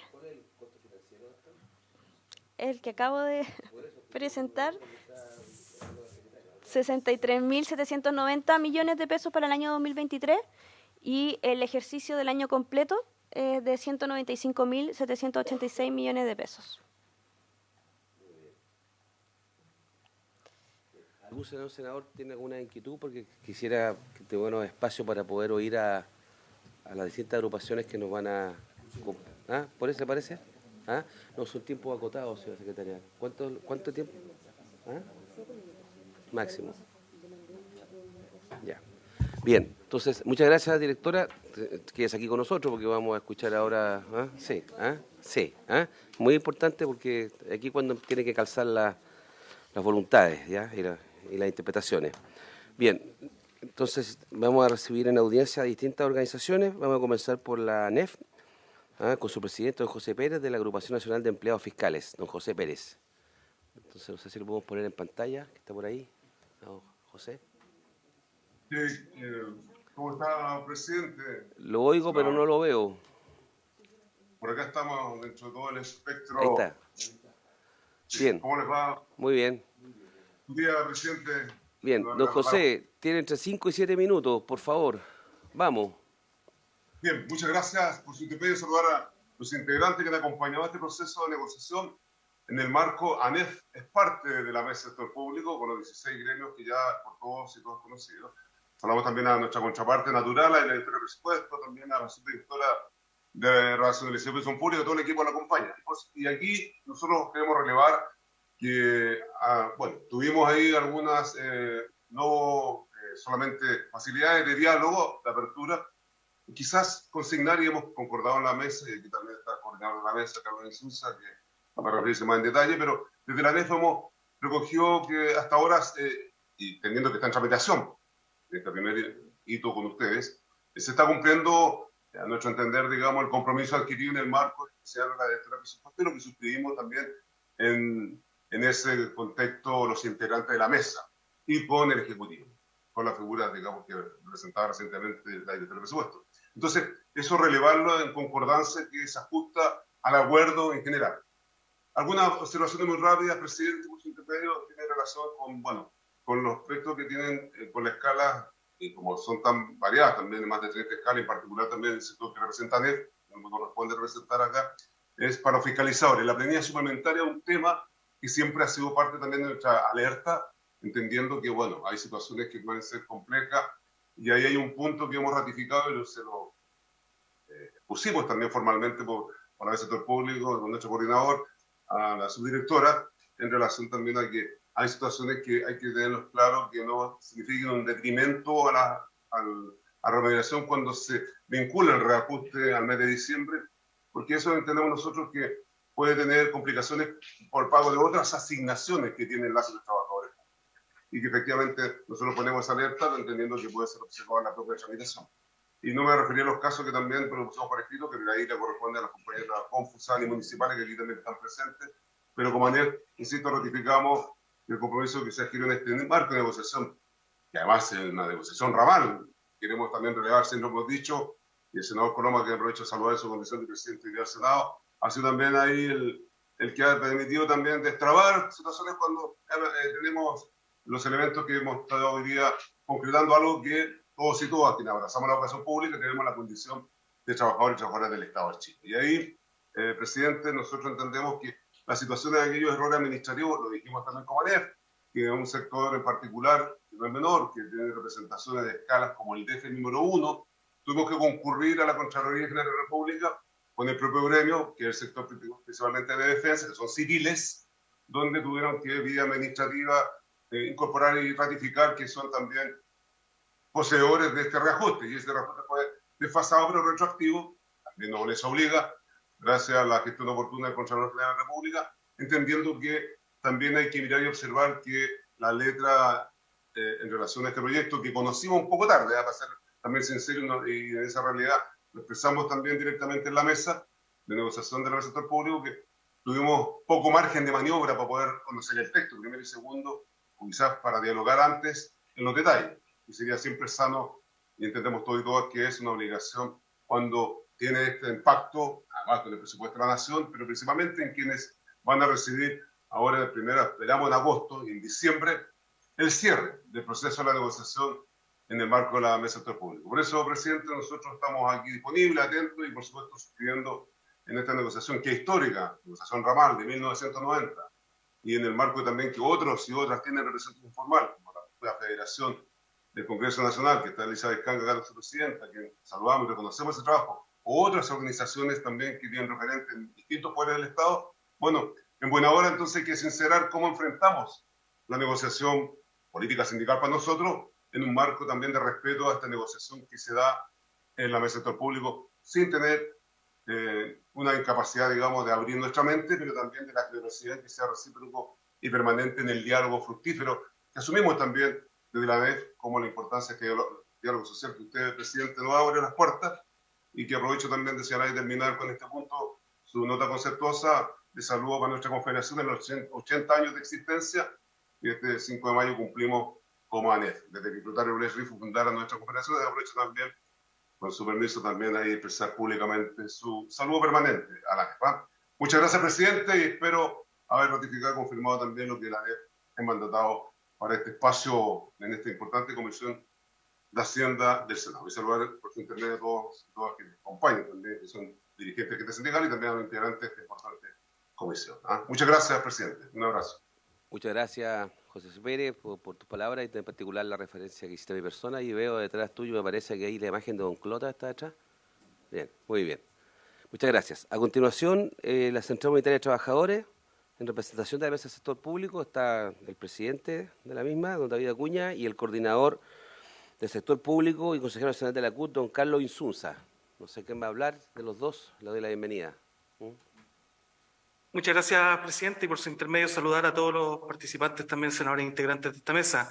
Yo solamente quiero saludar y saludar la instancia de el cumplimiento de este acuerdo firmado también en el marco de la negociación del salario de los trabajadores del Estado, como mesa del sector público también coordinada a través de la Central Unitaria de Trabajadores y Trabajadoras. Para nosotros es muy importante que se puedan seguir cumpliendo los acuerdos porque tenemos un trabajo constante en pos de poder también ir cubriendo las brechas salariales que existen también en el Estado. Para nosotros es muy importante poder seguir trabajando en eso y profundizar y entregarle el respeto necesario a todos los que son los trabajadores del Estado. Nuestra presentación y aprehensiones la realizará nuestro coordinador de la mesa, Carlos Insulza. Así que entregarles un saludo a todos ustedes y a los representantes también por su intermedio, presidente. Muchas gracias, David, presidente nacional de la CUT. Don Carlos, tiene la palabra. Muchas gracias, senador.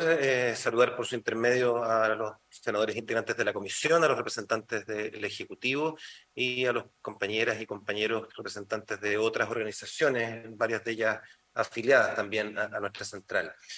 Yo quisiera dar cuenta en primer lugar que, tal como lo ha dicho el presidente, nosotros venimos a ratificar que este proyecto de ley en sus formatos cumple el protocolo de acuerdo complementario suscrito durante la tramitación del reajuste general, que efectivamente hoy día estamos haciendo esta discusión en el marco del acuerdo alcanzado por la mesa del sector público con el gobierno en diciembre del año pasado, que permitió garantizar un reajuste del 12% para más de 750.000 trabajadores en ese momento y efectivamente dejó pendiente un segmento de aproximadamente 80.000 trabajadores y trabajadoras que este proyecto de ley viene a beneficiar complementando este reajuste en los dos pasos que en esa oportunidad se acordaron respecto a esta materia.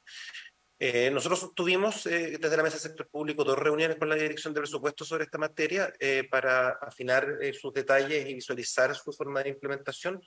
Yo quiero decir con toda franqueza que la opción de las organizaciones de la mesa del sector público hubiera sido un formato de implementación que diera cuenta de una implementación de mayor progresividad, es decir, lo que describió la directora hace un rato atrás en su exposición, en que pudiéramos avanzar incluso dentro de este segmento en un marco de ir avanzando con aquellos trabajadores de menores remuneraciones y progresivamente hacia los demás. Pero que efectivamente, a propósito de los formatos en los que esto debe legislarse, hay una opción por la simplicidad de la norma que finalmente ha primado y que nosotros entendemos que aún así cumple los marcos del acuerdo sostenido. Lo segundo que quiero plantear es que para nosotros aquí hay un debate que efectivamente pareciera que se debe seguir adelante, que nuestro presidente lo mencionaba, que es el debate respecto de brechas salariales. Sin embargo, parece bastante claro que el debate de brechas salariales no es un debate que pueda resolverse por la vía de los reajustes generales. Hay que buscar otros espacios de discusión y de hecho tenemos instancias, algunas de las mesas comprometidas y en marcha con el gobierno que están abordando estas materias. Porque efectivamente en el Estado persisten importantes brechas salariales. Yo quiero dar solo un par de datos que provienen de un informe entregado por el Departamento de Estudios de la Dirección de Presupuesto a la Mesa del Sector Público en el marco de esta discusión, en que tenemos brechas salariales todavía muy extensas en el sector público. Por ejemplo, en los servicios fiscalizadores las brechas salariales alcanzan a más de 10 veces, en los servicios de atención de público superan las 12 veces, en los servicios de educación superan las 14 veces y en salud superan las 31 veces. En salud, en otra forma de medirlo, si uno compara el 1% de mayores ingresos con el resto, con el promedio del otro 99%, se alcanza a una brecha de 16%. Por tanto, las brechas salariales son una materia que a nosotros nos sigue interesando debatir, pero parece evidente que tenemos que buscar otros espacios de discusión, otros mecanismos que sean más estructurales y que no generen distorsiones como las que hoy día este proyecto de ley también viene a corregir en materias de traslapes de escala. Finalmente, si bien en este proyecto de ley se resuelven los principales traslapes de las escalas generados por las distintas leyes de reajuste que optaron por mecanismos diferenciados, la mesa le ha planteado a la Dirección de Presupuesto la necesidad de seguir discutiendo, particularmente respecto de algunas distorsiones que estas leyes de reajuste diferenciado han dejado en la escala municipal y en la escala fiscalizadora en relación a otras escalas, y que entendemos que efectivamente este proyecto de ley era complejo que las abordara porque viene a cumplir un protocolo de acuerdo que es muy específico y que tiene contenidos acotados, pero también es una materia que la Dirección de Presupuesto nos ha expresado que tiene disponibilidad a seguir conversando en función de resolver estos otros temas pendientes. Entonces, finalmente, nosotros nos alegramos de que este proyecto de ley hoy día esté en discusión, esperamos que se apruebe prontamente. Nuevamente estamos muy encima de las fechas de pago y por tanto lo ideal sería no tener que volver en los servicios públicos a tener que realizar ejercicios complementarios o postergar esta buena noticia para este universo de trabajadores y expresamos por tanto que entendemos que aquí se cumple lo comprometido tanto con los senadores que suscribieron el protocolo de acuerdo complementario durante la tramitación como el protocolo que suscribió el gobierno con la mesa del sector público y la central en la oportunidad. Muchas gracias, presidente, por la atención. Muchas gracias, Carlos, por tus palabras. A continuación, le damos la palabra a la Federación de Asociaciones del Congreso Nacional, FEDACOM, en nombre de su presidenta, la señora Alicia Cangas, quien juega de local.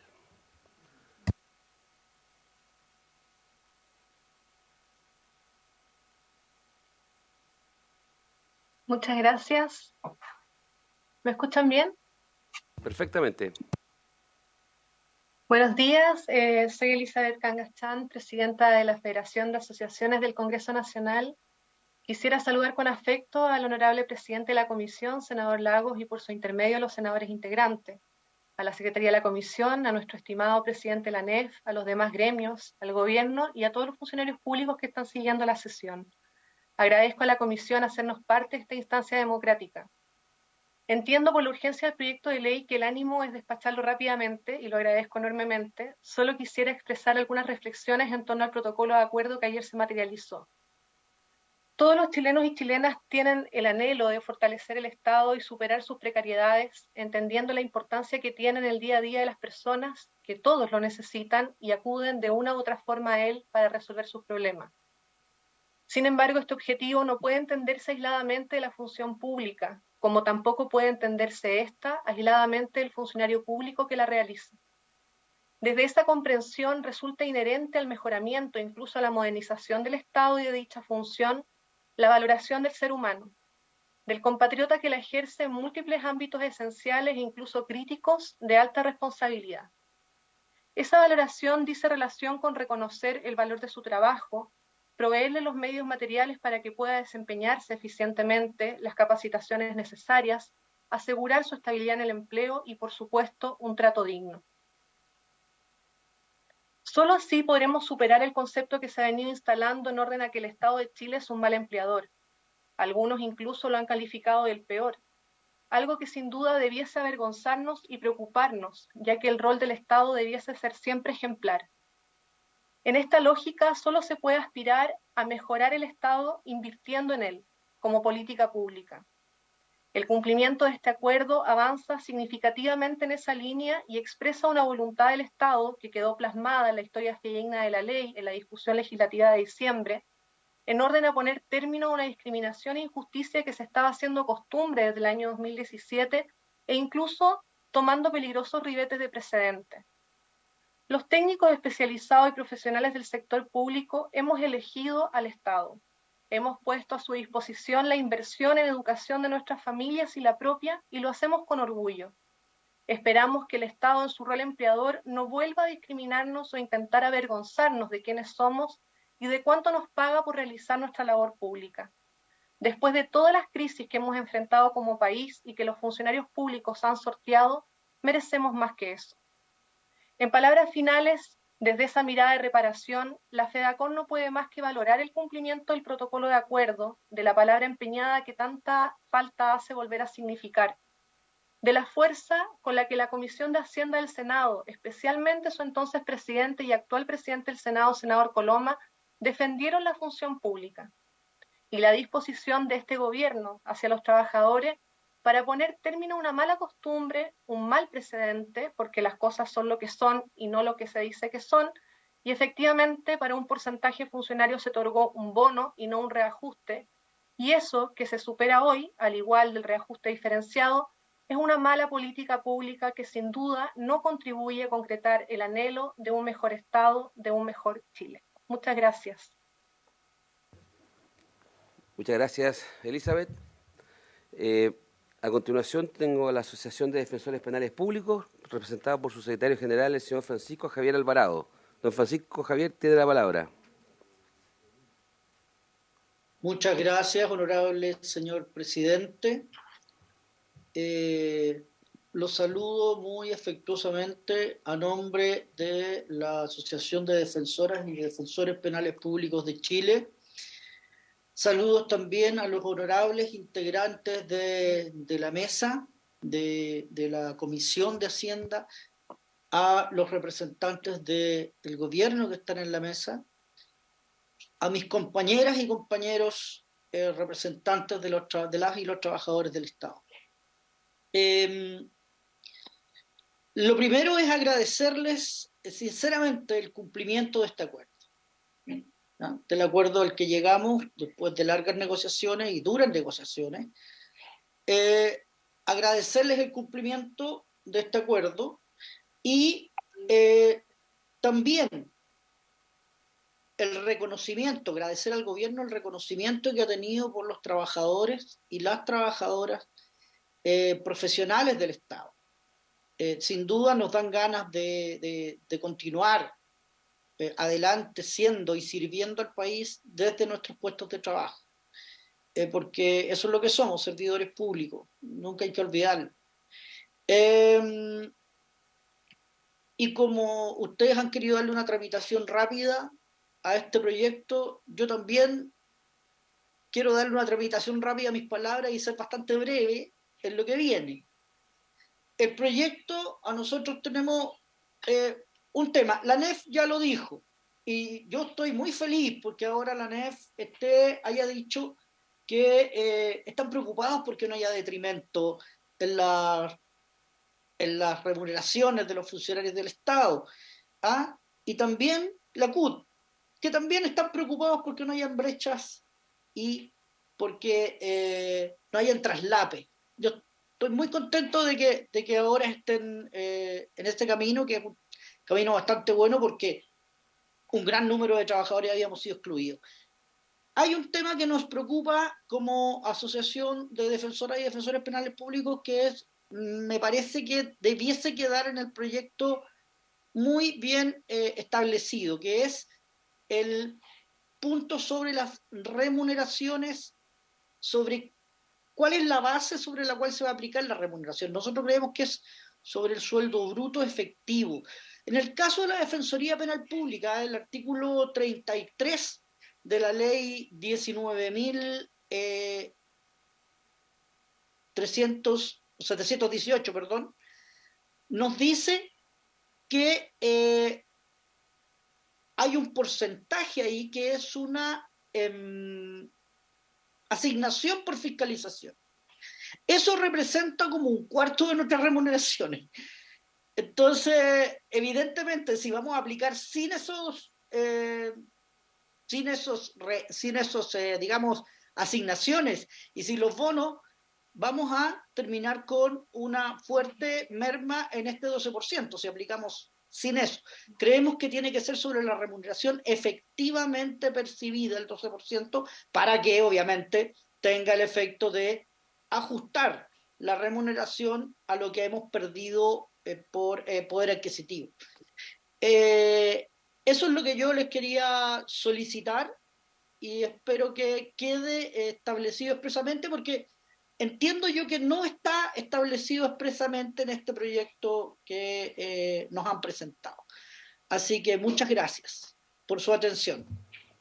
Muchas gracias, don Francisco Javier. A continuación le ofrezco la palabra a la Asociación de Funcionarios de la Defensoría Penal Pública, al presidente, señor Ignacio Ramírez, y al secretario general, señor Jacques Mora. ¿Están ahí?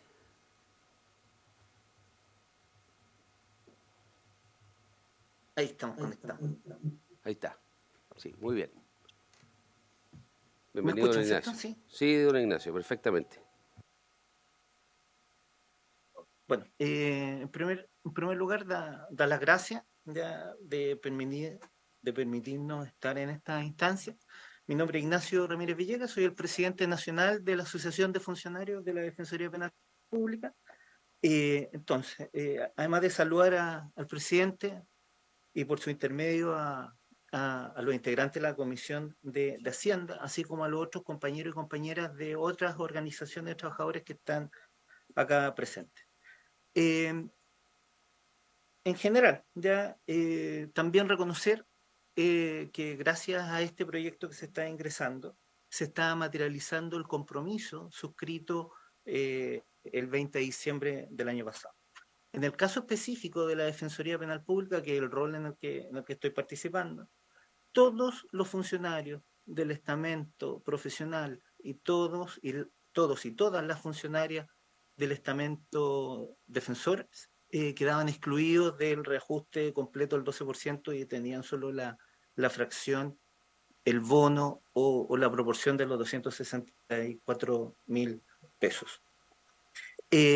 Tal como se discutió ahí, el efecto de inflación que se comentó en la sesión de diciembre afecta a toda la economía. Y eso es transversal. Y hubo algunos matices en términos de que no es lo mismo aquella persona que está en el grado 1 al que está en el grado 28. Pero sí, donde sí profundizó, y aquí, si no me equivoco, fue usted, presidente, cuando hablaban de la profesionalización de la administración y del riesgo que existía en aquellos profesionales altamente calificados que son los que están en este nivel de remuneraciones, el poder aumentar o afectar la rotación y la permanencia y por lo tanto los efectos en la formación posterior para que los nuevos profesionales puedan adquirir esta capacidad ganada. También ya se hablaba sobre este guarismo diferenciado que genera distorsiones, tema que creemos que avanza en el proyecto de ley porque en varias de las tablas de las organizaciones que nos pudimos conversar y reunir y exponer, se daba la situación que un grado menor pasaba a ganar más que el grado mayor. Entonces, por mucho que yo haya participado en un concurso de promoción o para acceder a una mejor posición, se daba la situación finalmente contraria.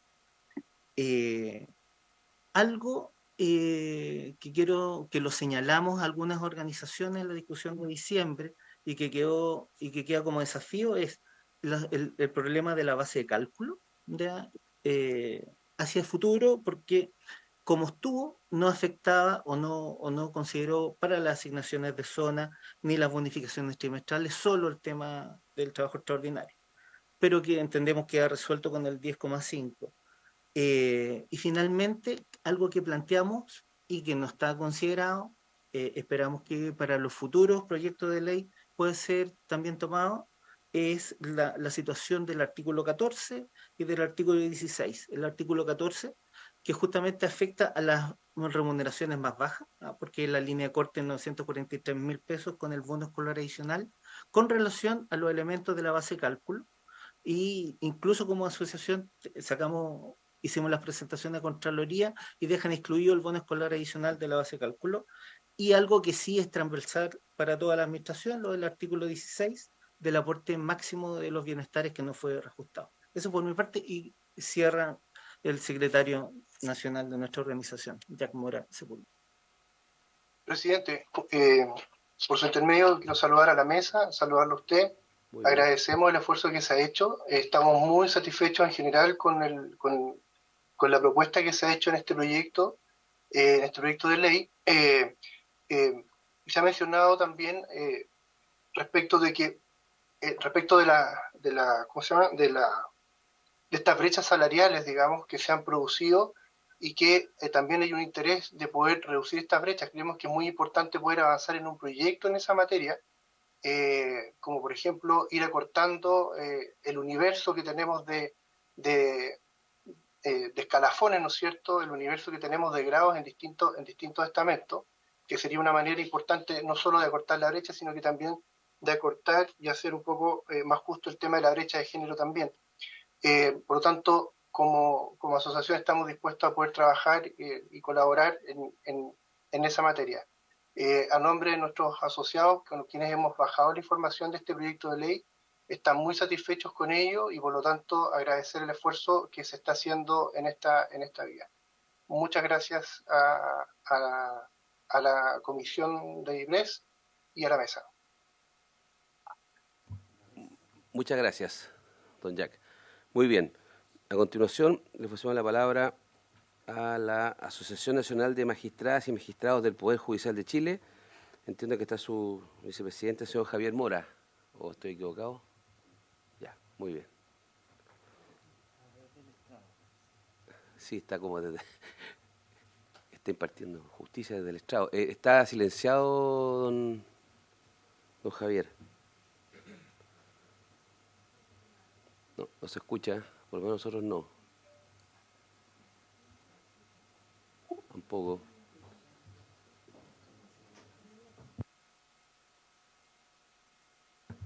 La justicia ha sido silenciada. ¿Qué hizo? A lo que hemos llegado. Don Javier, si quiere, entiendo que la dificultad está del lado de ustedes, en consecuencia vamos a escuchar a otra agrupación antes y después le doy la palabra, si le parece. Así tiene unos minutitos para prepararse. Gracias. En consecuencia, le damos la palabra a la Confederación Nacional de Funcionarios Municipales de Chile, hace mucho, ¿ya?, con su vicepresidenta, la señora Morelia Riobo, y el secretario general, la secretaria general, la señora Lorena Menares, que entiendo que es la que va a participar. Doña Lorena tiene la palabra. Muchas gracias, presidente.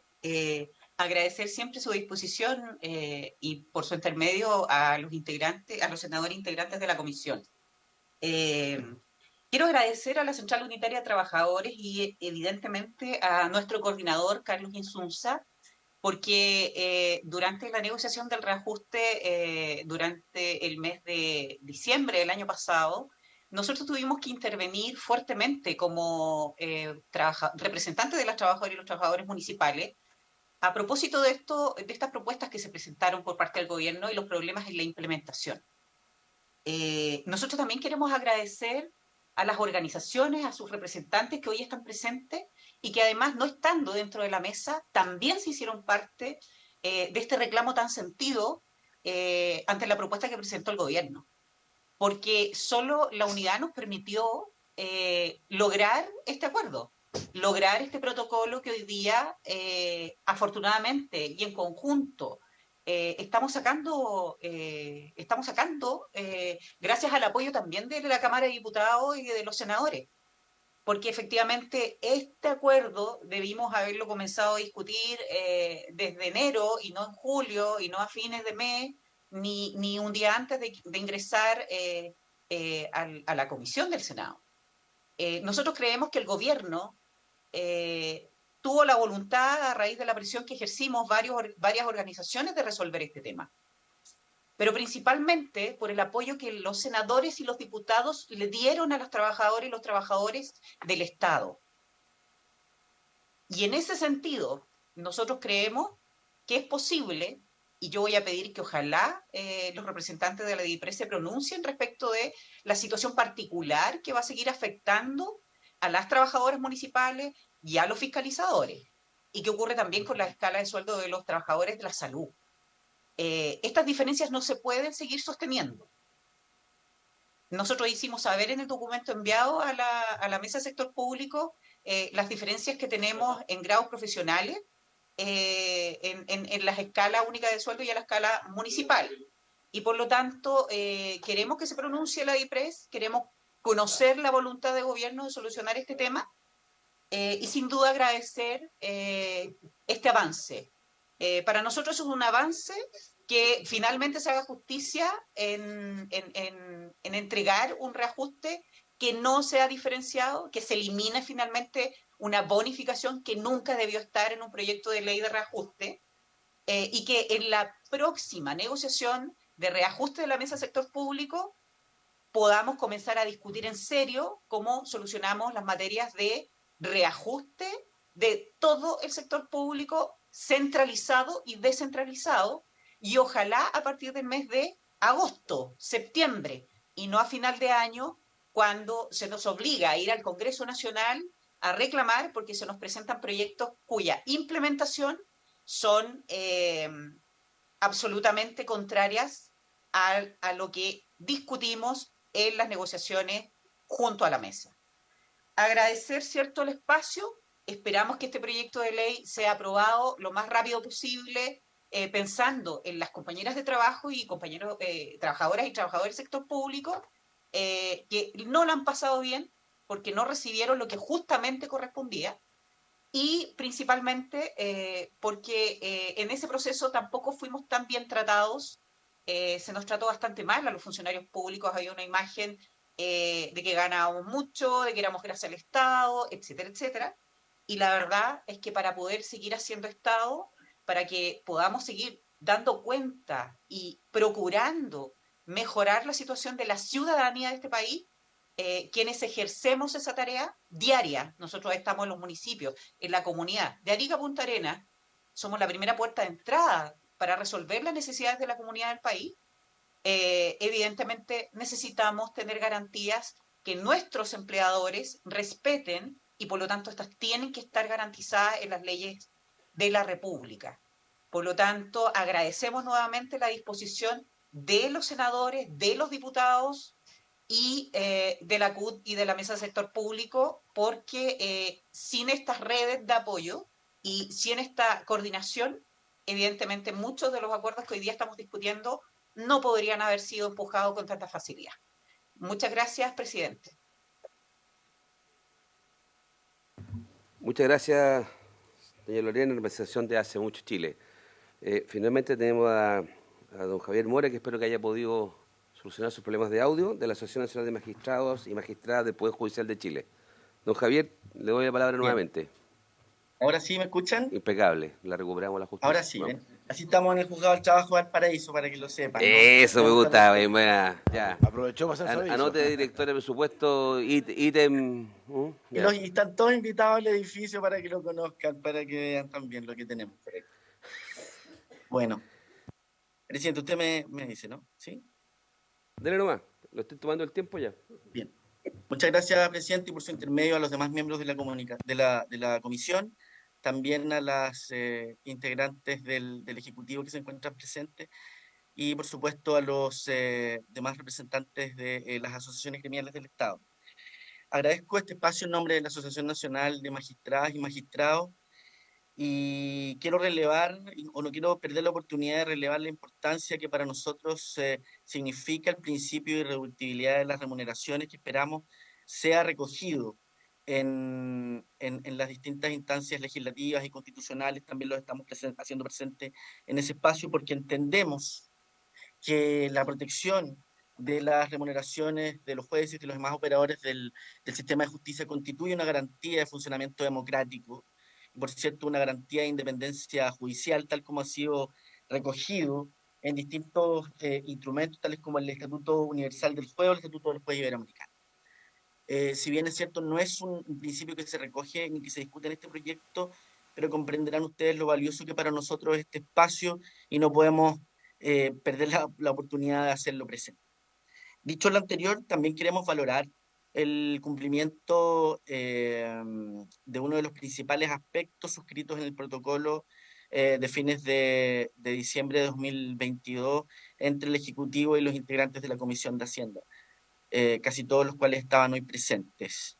Casi todos los hoy presentes también lo hacían en esa oportunidad.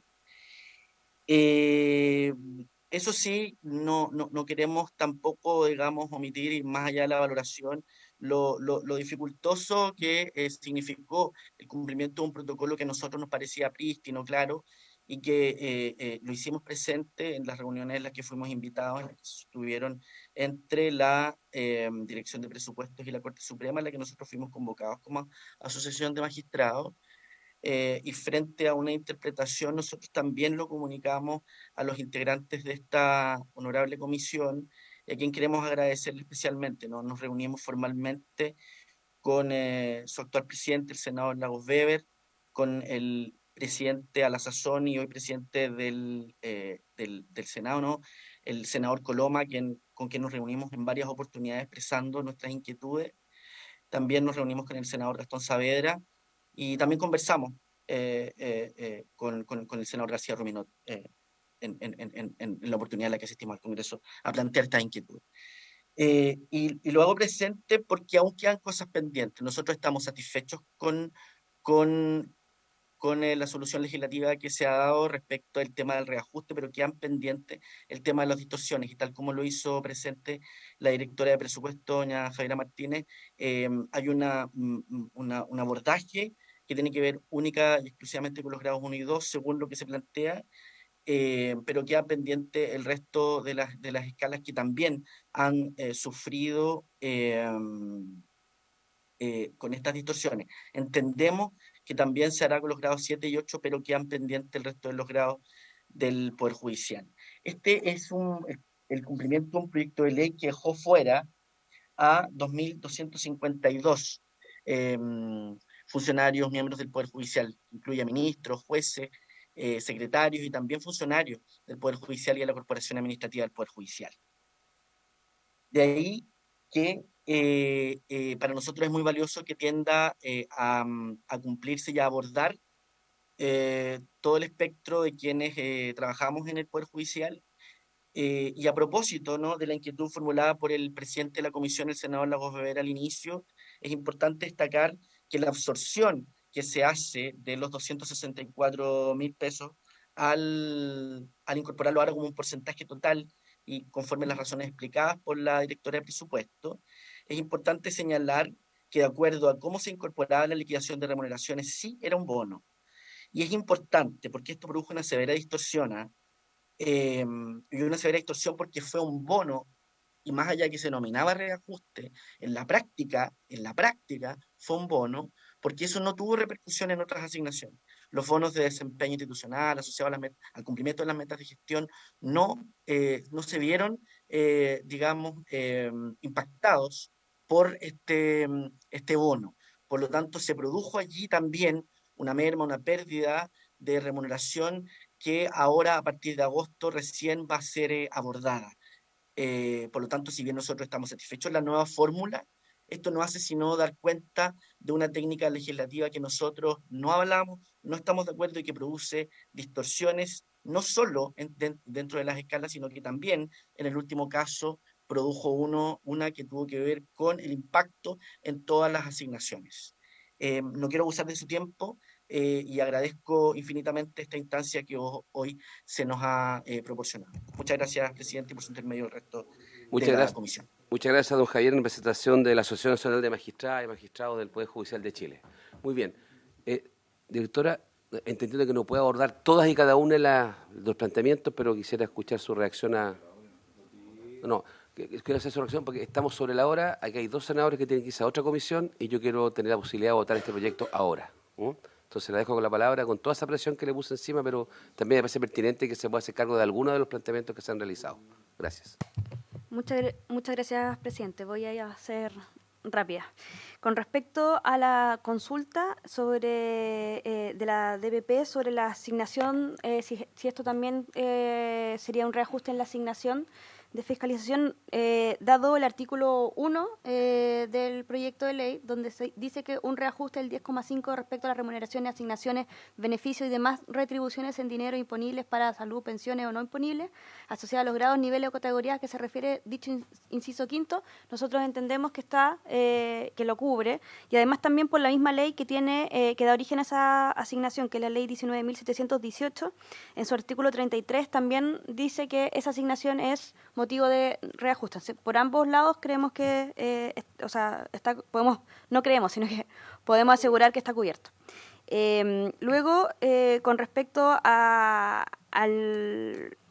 trabajo y las diferencias que existen entre las diferencias que están y existen las diferencias las diferentes escalas, como sucede, por ejemplo, en la escala municipal y en la escala única de sueldos, que efectivamente existen distintas escalas, hay diferencias porque también el número de grados dentro de esas escalas son diferentes. O sea, estamos hablando que la escala, la EUS, la única de sueldos, tiene 31 grados, en la otra existen 20 grados, entonces estamos hablando de situaciones que son distintas, pero tal como también en la intervención se comentaba, el protocolo no entraba en esa discusión, sino más bien, y ligándolo a la última preocupación levantada en las intervenciones, también el protocolo era entre los traslapes y no necesariamente entre brechas que podían haber entre grados o entre distintas escalas.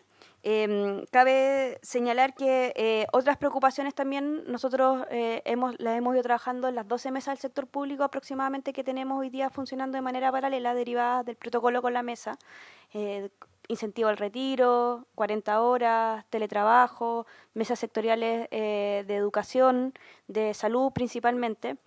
Entonces, todo eso finalmente concluye en la conversación que tenemos previo al ingreso del próximo proyecto de ley de reajuste. Ahí agradecer también el trabajo que hacemos con nuestra contraparte, tanto como con la Mesa del Sector Público a través de Carlos Insunza y más a nivel de Administración Central con José Pérez, con los cuales tenemos ahí un trabajo intenso semanalmente. Y por último, en este proyecto de ley que se ve que es acotado, quiero también recalcar el trabajo del equipo de la Dirección de Presupuesto, porque efectivamente trabajar y ver las distintas repercusiones que tiene en la enormidad y diversidad de escalas que tenemos ha sido también un puzzle en sí mismo para poder aplicar esto de la manera más simple y minimizando cualquier otro tipo de error administrativo. Así que aprovechar también estos segundos. Bien, muchas gracias, directora. Señora secretaria, tomemos la votación del proyecto. Presidente, es una sola votación porque es un proyecto que se discute en general y en particular por tener urgencia calificada de discusión inmediata. Entonces, el señor presidente somete a votación en general y en particular el proyecto de ley. Senador Saavedra. Apruebo. Senador Coloma. Presidente, yo voto a favor. Voy a hacer una pequeña reflexión, porque yo sé que este es un proyecto, claro, se resuelve en una sesión, pero tras esta sesión hay un esfuerzo enorme, digamos, de muchos sectores, por cierto, de quienes estaban principalmente obligados al cumplimiento del protocolo, que era la directora de presupuesto, que nos reunimos más de una vez, también a quienes de alguna manera que habíamos suscrito por otra parte este mismo proyecto y que nos importó mucho que se cumpliera, porque también creo que en el ámbito público es muy relevante el cumplimiento de la palabra empeñada, y creo que eso valora también que en cualquier otro escenario los protocolos empiecen a tener una validación mayor. Aquí está también la subsecretaria que es aficionada a los protocolos, pero creo que son es que es importante porque al final eso se va dando cumplimiento y fija reglas que nos permiten resolver conflictos de proyectos de ley que de otra manera sería imposible hacerlo. Recordemos brevemente que esto fue el producto en diciembre de una tensa discusión. Sí, claro, ahora uno lo mira como que está todo resuelto de buena manera, pero fue una tensa discusión, porque partió, esto venía aprobado en la Cámara de Diputados, nosotros tuvimos una sesión que se suponía se iba a resolver, pero tuvimos varias sesiones porque no se resolvió, en el ánimo de cómo repensar el tema de los reajustes diferenciados, particularmente por los efectos de justicia que eso generaba en las distintas instancias del ámbito público y el peligro de con eso se afectara la profesionalización y obviamente personas que podían optar por otro tipo de vocaciones en función de que esta política de reajuste diferenciado se pudiera mantener. Yo entendí que en ese momento la autoridad señaló que no estaba con los recursos disponibles para hacer en globalidad y llegamos a esto que era, si usted mira, un pedazo de papel, pero creo que los papeles hay que hacerlos valorar cuando tienen una firma y yo por eso quiero decirlo, digamos, cuando se habló en ese momento que era en agosto, bueno, quiero decir que se está haciendo en agosto y también incorporarlo desde ya, porque es una cosa que también discutimos, el saldo final de reajuste en diciembre para efecto, ¿por qué? Para de esa manera hacer que al final el 12% haya resultado ser parejo para todos, que eso sea la base del cálculo de cualquier reajuste futuro, independiente de cuál sea el guarismo, que eso siempre son objeto de negociaciones, y fijar, y creo que lo más importante, una lógica, y está también en el protocolo, de que hacia adelante los reajustes futuros también aborden esta realidad y no tengamos que repetir un escenario que fue obviamente complejo. Yo quería dar estos antecedentes, presidente, que efectivamente me tocó presidir la Comisión de Hacienda, probablemente fue el momento más tenso que nos tocó y le agradezco a la Secretaría, digamos, que colaboró mucho también en resolver este tema, la buena voluntad que hubo la directora, que siempre reconozco siempre ha estado en esta línea, y el acuerdo que llegamos entre los parlamentarios, porque también no es tan fácil ponerse de acuerdo cuando tenemos diferencias legítimas en materia política, pero creo que esto era un problema más grande, era un problema más de lógica de Estado, y eso nos permitió llegar a este acuerdo que espero yo, y a veces agradezco muchas de las palabras que se plantearon, espero que nos fije una forma también de enfrentar los desafíos hacia adelante cuando esta lógica está presente. Así que voto a favor, pero voto convencido de que es un paso muy importante, que se fijan reglas que ojalá podamos mantener hacia adelante para tener una mejor convivencia y una mejor valoración del trabajo público. He dicho, presidente. Senador García. Presidente. Voy a votar a favor, voy a fundamentarlo muy brevemente. Aquí había un protocolo y ese protocolo estaba a la firma de todos los senadores de la Comisión de Hacienda, además del protocolo previamente tal con el sector público que tuvo el gobierno en su oportunidad. En la tramitación de todos estos protocolos, la interpretación de los mismos no siempre es fácil, no siempre es expedita, hay interpretaciones distintas, hay preocupaciones legítimas, ¿ya? Y en el transcurso de eso, por lo menos en mi caso, tuve la posibilidad de reunirme con varias de las agrupaciones que hoy día dieron su testimonio, expresaron su opinión, y creo que eso permitió, yo lo transmití a la directora de presupuesto, al ministro Marcel, lo hablé con mis colegas, en particular con el senador Coloma, como presidente también miembro de la comisión, de que había que abordar este tema, y yo vi en el Ejecutivo una disposición a tratar de recoger buena parte de los planteamientos. Hay algunos que están pendientes, algunas situaciones que todavía quedan que aclarar, pero en lo grueso hay un avance. Yo esperaría, y ese sí es mi mensaje que estoy pasando, que como toda esta disposición de un sector transversal de la Comisión de Hacienda de apoyar en esto, ¿ya? Y por otra parte viene el Ejecutivo, ¿qué quiere ponerle? ¿Quiere ponerle flexibilidad? ¿Puede ponerle comprensión? Hubo un espacio para acomodar las demandas, para no generar un cuadro de insatisfacción, y yo esperaría que esa misma actitud que hubo acá de parte de sectores del Senado, se la podamos tener en temas también muy relevantes e importantes como son, por ejemplo, el nuevo pacto fiscal. Ese es mi mensaje de optimismo que yo transmito acá. Muchas gracias. Señora Secretaria. Queda entonces aprobado en general y en particular por la unanimidad de los miembros presentes de la comisión el proyecto, presidente, y despachado a la sala. Muy bien. Muchas gracias a todos los participantes, el apoyo hacia este proyecto, y este queda despachado. Por eso cumplió el objeto de la sesión, esta se levanta.